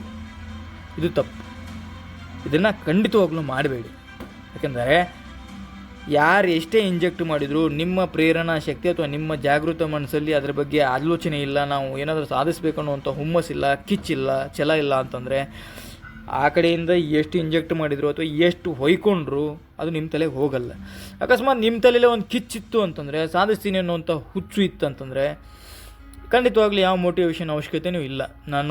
ನನಗೆ ಸಜೆಷನ್ ಬಂದಿತ್ತು ಯಾಕೆ ಈ ವಿಡಿಯೋ ಮಾಡ್ತಿದ್ದೀನಿ ಅಂತಂದರೆ, ನನಗೆ ಯೂಟ್ಯೂಬರ್ ಸಜೆಸ್ಟ್ ಮಾಡಿದರು ಈ ಥರ ವಿಡಿಯೋ ಮಾಡು ಅಂತ ಹೇಳಿ. ಅದು ಬರ್ತಾ ಇರತ್ತೆ, ಕೀವರ್ಡ್ಸ್ಗಳು ಕೊಟ್ಟರು. ನಾನು ಅದಕ್ಕೆ ಏನೋ ನೋಡೋಣ, ನಂದು ಕಿಚ್ ಅಂತಿರೋ ಹುಚ್ಚು ಅಂತಿರೋ ಅಥವಾ ಇದೇನೋ ಸುಮ್ಮನೆ ವ್ಯರ್ಥ ಪ್ರಯತ್ನ ಅಂತಿರೋ ನನಗೆ ಗೊತ್ತಿಲ್ಲ. ಬಟ್ ನನಗೇನು ನಂದು ಕೆಲವು ವಿಚಾರಗಳಲ್ಲಿ ನನ್ನ ಜೀವನದಲ್ಲಿ ನಡಿಬಾರ್ದು ಕೆಲವು ವಿಚಾರಗಳು ನಡೆದೋಗಿ ನಾನಿವಾಗ ಯೂಸ್ಲೆಸ್ ಆಗೋಗಿದ್ದೆ. Totally useless. ನಾನು ಹೇಳ್ಕೋಬಾರ್ದು. ಯಾಕೆಂತಂದರೆ ಇದು ಮತ್ತೆ ನಾನು ಸಿಂಪತಿ ಅನ್ನೋ ಅದೆಂತ ಫ್ಲಗ್ ಕಾರ್ಡ್ ಪ್ಲೇ ಮಾಡ್ತಿದ್ದೀನಿ, ಎಲ್ಲ ಬೇಡ. ಅದಕ್ಕೆ ನಾನು ಯೂಸ್ಲೆಸ್ ಅಂದ್ಕೊಂಡಾಗ ನನ್ನ ತಲೆಗೆ ಬಂದಿದ್ದು ಯೂಟ್ಯೂಬ್ ಚಾನಲ್ನ ಮಾಡಿದರೆ ಹೆಂಗೆ. ಕಂಟೆಂಟ್ ಅಂತೂ ಭರ್ಪೂರ್ ಇದೆ ನನ್ನ ಹತ್ರ, ಮಾತಾಡ್ಬೋದು, ಎಲ್ಲದ್ರ ಬಗ್ಗೆ ನಾಲೆಡ್ಜ್ ಇದೆ. ಆಮೇಲೆ ಸ್ಕಿಲ್ಗಳನ್ನು ನಾನು ಮಾಡಿಬಿಟ್ಟಿದ್ದೀನಿ ಆಲ್ರೆಡಿ. ನಾನು ಸ್ಕಿಲ್ಸ್ ಅಂತೂ ಎಲ್ಲವೂ ಇದೆ. ಎಲ್ಲವೂ ಅನ್ನೋದಕ್ಕಿಂತ ಎಲ್ಲದರಲ್ಲೂ ಒಂದು ಚೂರು ಇದೆ. ಕಲ್ತಿದ್ದು ಸಾಸಿವೆ, ಕಲಿಬೇಕಾಗಿರೋದು ಸಮುದ್ರ. ಹಾಗೆ ಅದಕ್ಕೆ ಈ ಜ್ಞಾನ ಸಂಗಮ ಅಂತ ಹೆಸರಿಟ್ಟಿರೋದು ಅದನ್ನೇ. ಎಲ್ಲವರಿಂದ ಸಂಗಮ, ಎಲ್ಲವರಿಂದ ಜ್ಞಾನ ತಗೊಂಬಂದು ಸಂಗಮ ಅಂದರೆ ಈ ಸೇರ್ಸೋಣ ಅನ್ನೋ ಉದ್ದೇಶದಿಂದನೇ ಜ್ಞಾನ ಸಂಗಮ ಅಂತ ಹೆಸರಿಟ್ಟಿರುವಂಥದ್ದು. ಹಾಗಾಗಿ ಏನೋ ನನಗೆ ಗೊತ್ತಿರೋದನ್ನು ನಿಮ್ಮ ಹತ್ರ ಹಂಚ್ಕೊತೀನಿ, ನಿಮ್ಗೆ ಗೊತ್ತಿರೋದನ್ನು ನನ್ನ ಹತ್ರ ಹಂಚ್ಕೊಳ್ಳಿ. ಹಾಗೆ ಈ ಶೇರಿಂಗ್ ಆ್ಯಂಡ್ ಕೇರಿಂಗ್ ಇರಲಿ ನಿಮ್ಮ ಮಧ್ಯೆ. ನಿಮ್ಮ ಹತ್ರ ಇರೋದನ್ನು ನನಗೆ ಹಂಚಿ, ನನ್ನ ಹತ್ರ ಇರೋದನ್ನು ನಾನು ನಿಮಗೆ ಹಂಚ್ತೀನಿ. ಸಮಸ್ಯೆಗಳು ಉಲ್ಬಣವಾದಾಗ ಯಾರಿಂದನಾದರೂ ಸಲಹೆ ಸಿಕ್ಕಿದ್ರೆ ಅವರು ಅವತ್ತಿಗೆ ದೇವರೇ. ಸಮಸ್ಯೆ ಆಗಲಿ ಅಂತ ಬಯಸೋದು ಬೇಡ. ಯಾರಿಗೆ ಏನೋ ಸಮಸ್ಯೆ ಬಂದರೂ ಕೂಡ ಅದನ್ನು ಯಾರಾದರೂ ಒಂಚೂರು ಮಾತಿನಿಂದ ಪರಿಹರಿಸ್ತಾರೆ, ಅಥವಾ ಅವರ ಮಾತಿಂದ ಏನೋ ಸಮಸ್ಯೆ ನಮಗೆ ಕಡಿಮೆ ಆಗುತ್ತೋ ಅಥವಾ ನಾವು ಅದರಿಂದ ಸ್ವಲ್ಪ ಆಚೆ ಬರ್ತೀವಿ ಅಂತಂದರೆ ಅವರು ನಮಗೆ ದೇವರೇ. ಇದನ್ನು ನೆನಪಲ್ಲಿ ಇಟ್ಕೊಳ್ಳಿ. ಆದರೆ ಸುಮ್ಮನೆ ದುಡ್ಡು ಕೊಟ್ಟು ಮೋಟಿವೇಟ್ ಅಂತ ಸುಮ್ಮನೆ ಟೈಮ್ ವೇಸ್ಟ್ ಮಾಡೋಕ್ಕಿಂತ ನಿಮ್ಮನ್ನು ನೀವು ಜಾಗೃತಗೊಳಿಸ್ಕೊಳ್ಳಿ. ಇದಕ್ಕೆ ಬೇಕಾದಂಥ ವಿಡಿಯೋನ ನಾನು ಹಿಂದೆ ಮಾಡಿದ್ದೀನಿ, ಓ ಕನಸೇನು ಇನ್ನೆಷ್ಟು ಕ್ರೂರಿ ಅಂತ ಹೇಳಿ. ಅದರಲ್ಲಿ ಭರ್ಪೂರ್ ಮೋಟಿವೇಶನ್ ಹೇಳಿದ್ದೀನಿ. ಮೋಟಿವೇಟ್ ಆಗುವಂಥ ಎಲ್ಲ ಮಾತುಗಳು ಇದ್ದಾವೆ ಅದರಲ್ಲಿ. ಅದರ ಲಿಂಕ್ನ ಡಿಸ್ಕ್ರಿಪ್ಷನಲ್ಲಿ ಹಾಕಿರ್ತೀನಿ. ಬೇಕಾದರೆ ಒಂದು ಸರ್ತಿ ಹೋಗಿ ಚೆಕ್ ಇನ್ ಮಾಡ್ಕೊಳ್ಳಿ, ನೋಡಿ ಆ ವಿಡಿಯೋನ. ಆ ವಿಡಿಯೋ ಎಂಥವ್ರನ್ನ ಬೇಕಾದರೂ ಕೂಡ ಮೋಟಿವೇಟ್ ಮಾಡುವಂಥ ವಿಡಿಯೋ ಅದಾಗಿದೆ. ಅದರಲ್ಲಿ ನಾನು ಬೇರೆ ಯಾವುದೂ ಸೈಡ್ ಎಫೆಕ್ಟ್ಸ್ ಇರುವಂಥ ಮಾತುಗಳನ್ನು ಹೇಳಿಲ್ಲ ಅಲ್ಲಿ. ಆಮೇಲೆ ನಾನು ಹೇಳಿದ್ದೀನಿ ಅಂತ ನೀವು ಅದನ್ನು ಯಾವುದು ಪಾಲಿಸೋದಕ್ಕೆ ಹೋಗಿ ಅಂತಲೂ ನಾನು ಹೇಳಲ್ಲ. ನಿಮಗೆ ಒಳ್ಳೇದು ಅನಿಸಿದರೆ ತಗೊಳ್ಳಿ, ಇಲ್ಲಾಂದರೆ ಬಿಟ್ಟಾಕಿ. ಯಾಕೆ ಇಲ್ಲ ನಿಮಗೆ ನಾನು ದುಡ್ಡು ಕೊಟ್ಟರೇನೆ, ಅಂದರೆ ದುಡ್ಡು ಕೊಟ್ಟರು ಇನ್ನು ಮತ್ತು ಇನ್ನೊಂದಿಷ್ಟು ಜನ ಮಾತಾಡ್ತಿರ್ತಾರೆ, ಅಯ್ಯೋ ಬಿಟ್ಟು ಸಿಕ್ಕರೆ ಯಾವುದಕ್ಕೂ ವ್ಯಾಲ್ಯೂ ಇರೋಲ್ಲ, ದುಡ್ಡು ಕೊಟ್ಟರೆ ಮಾತ್ರ ವ್ಯಾಲ್ಯೂ. ಅಂದರೆ ನೀವು ಅಲ್ಲೇ ದುಡ್ಡು ಕೊಟ್ಟು ಬೋಧನೆ ಮಾಡಿಸ್ಕೊಂಬರ್ತೀರ, ಅದೇ ವ್ಯಾಲ್ಯೂ ಇದೆ ಅಂತಂದರೆ ಆಯ್ತಪ್ಪ, ನಿಮ್ಗೆ ಇಷ್ಟ ಹೋಗಿ ದುಡ್ಡು ಕೊಡಿ, ಬೋಧನೆ ಮಾಡಿಸ್ಕೊಂಬನ್ನಿ. ಅದು ನಿಮಗೆ ಎಷ್ಟು ಯೂಸ್ ಆಗುತ್ತೆ ನೋಡಿ. ಯೂಸ್ ಆದರೆ ಅದನ್ನು ಯೂಸ್ ಮಾಡ್ಕೊಳ್ಳಿ. ಯೂಸ್ ಆಗಲಿಲ್ಲ ಅಂತಂದರೆ ಅಯ್ಯೋ ಹಿಂಗೆ ಹೇಳಿದ್ದ ಒಬ್ಬ ಪುಣ್ಯಾತ್ಮ, ಯಾರೋ ಒಬ್ಬರು ನಮ್ಮ ಥರ ಹೇಳೋರು ತುಂಬ ಜನ ಇದ್ದಾರೆ, ಅವ್ರನ್ನೆಲ್ಲ ಯಾರನ್ನೊಬ್ಬರು ನೆನಪು ಮಾಡ್ಕೊತೀರ, ಅಯ್ಯೋ ಹಿಂಗೆ ಹೇಳಿದ್ದ, ಸುಮ್ಮನೆ ದುಡ್ಡು ಕೊಟ್ಟರು ವೇಸ್ಟ್ ಆಯಿತು, ಅವಾಗ ಅನುಭವಿಸೋದು ನೀವೇ. ಅದಕ್ಕೆ ಒಂಚೂರು ಕಿವಿ ಮೇಲೆ ಇಟ್ಟಿದ್ದೀನಿ. ನಿಮ್ಮ ವಯಸ್ಸು, ನಿಮ್ಮ ಹುಮ್ಮಸ್ಸು, ನಿಮ್ಮ ಹುಚ್ಚು ಆಲೋಚನೆಗಳು, ನಿಮ್ಮ ವಯಸ್ಸಲ್ಲಿ ನೋಡ್ರಿ, ಕಾಮನ್ ಆಗಿ 2020ರಿಂದ 22, 23, 24, 25, 26 ಇವು ಒಂದು 4-5 ವರ್ಷ ಅವು ಒಂಚೂರು ಆಚೀಚೆ ಆಗ್ತಾ ಇರುತ್ತೆ. ಮೈಂಡ್ ಡೈವರ್ಟ್ ಆಗ್ತಾ ಇರ್ತವೆ. ಯಾಕೆಂದರೆ ಅದು ವಯಸ್ಸೇ ಅಂಥದ್ದು, ಅವುಗಳ ಆಲೋಚನೆಗಳು ಕೂಡ ಆ ರೀತಿಯೇ ಇರುತ್ತೆ. ಹಾಗಾಗಿ ಅವ್ರಿಗೂ ಸ್ವಲ್ಪ ಮೋಟಿವೇಶನ್ ಅವಶ್ಯಕತೆ ಇರುತ್ತೆ. ಬಟ್ ಅವ್ರಿಗೆ ಒಂಚೂರು ನೀವೇನೋ ಹಚ್ಚಿಬಿಟ್ರೆ ಅವ್ರು ಸಾಧಿಸ್ತಾರೆ. ಅದರಲ್ಲಿ ಎರಡು ಮಾತಿಲ್ಲ.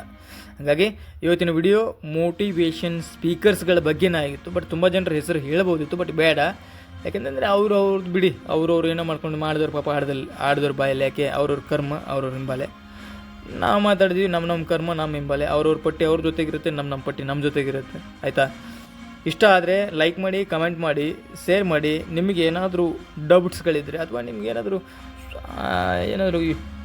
ಸಂಶಯಗಳಿದ್ದರೆ ನಿವಾರಣೆ ಮಾಡಿಕೊಳ್ಳಿ. ಕಮೆಂಟ್ ಬಾಕ್ಸಲ್ಲಿ ಹಾಕಿ ನನ್ನ ಕಮೆಂಟ್ಗೆ ನಾನು ರಿಪ್ಲೈ ಕೂಡ ಮಾಡ್ತೀನಿ. ಪ್ರತಿಯೊಂದು ಕಮೆಂಟಿಗೂ ರಿಪ್ಲೈ ಮಾಡ್ತಾ ಇರ್ತೀನಿ. ಮೊನ್ನೆ ಒಂದು ಮಾತು ತಪ್ಪೇ ಅಂದೆ ನಾನು, ದಯವಿಟ್ಟು ಅನ್ಬಾರ್ದಾಗಿತ್ತು ಆ ಮಾತನ್ನ. ದಯವಿಟ್ಟು ಎಲ್ಲರೂ ಕ್ಷಮಿಸಿ. ನಿಮ್ಮ ಮನೆಯ ಹುಡುಗ ಅಥವಾ ನಿಮ್ಮ ಮನೆಯ ಮಗ ಅಂತ ತಿಳ್ಕೊಂಡಿದ್ದೀರಿ ನನ್ನನ್ನು. ಯಾರನ್ನ ಮೆಚ್ಚೋಕ್ಕೆ ಕಮೆಂಟ್ ಮಾಡಬೇಡಿ ಅಂತ ಅಂದೆ ನಾನು. ಬಾಯಿ ತಪ್ಪಿ ಅಂದೆ ಅನ್ನೋದಕ್ಕಿಂತ ಹೆಚ್ಚಾಗಿ ಅನ್ಬೇಕು ಅಂತ ಅಂದೇನೋ ಅಥವಾ ಏನೋ ಹುಮ್ಮಸ್ಸಲ್ಲಿ ಏನೋ ಹೇಳೋಕ್ಕೋಗಿ ಅಂದೋ ಗೊತ್ತಿಲ್ಲ. ಅದೊಂದು ಮಾತನ್ನ ಕ್ಷಮಿಸಿ ಕಮೆಂಟ್ ಮಾಡಿ. ಬೇಡ, ನೀವು ನೋಡದೇ ಇದ್ರೂ ಪರವಾಗಿಲ್ಲ, 2 ನಿಮಿಷ ನೋಡಿದ್ರೂ ಪರವಾಗಿಲ್ಲ, 3 ನಿಮಿಷ ನೋಡಿದ್ರೂ ಪರವಾಗಿಲ್ಲ, ಕಮೆಂಟ್ ಮಾಡಿ ನಿಮ್ಮ ಅನಿಸಿಕೆಗಳನ್ನು ಹಂಚ್ಕೊಳ್ಳಿ. ನಮಸ್ಕಾರ. ಮುಂದಿನ ವಿಡಿಯೋದಲ್ಲಿ ಮತ್ತೆ ಸಿಗೋಣ. ಎಲ್ರಿಗೂ ಒಳ್ಳೆಯದಾಗಲಿ. ಸರ್ವೇ ಜನ ಸುಖಿನೋ ಭವಂತು. ಶ್ರೀಕೃಷ್ಣ ಭಗವಂತ ಎಲ್ಲರಿಗೂ ಒಳ್ಳೇದು ಮಾಡಲಿ. ಮತ್ತೆ ಸಿಗೋಣ ಮುಂದಿನ ವಿಡಿಯೋದಲ್ಲಿ. ಜೈ ಹಿಂದ್, ಜೈ ಭಾರತ್ ಮಾತಾಕ್ಕೆ. ವಂದೇ ಮಾತರಂ.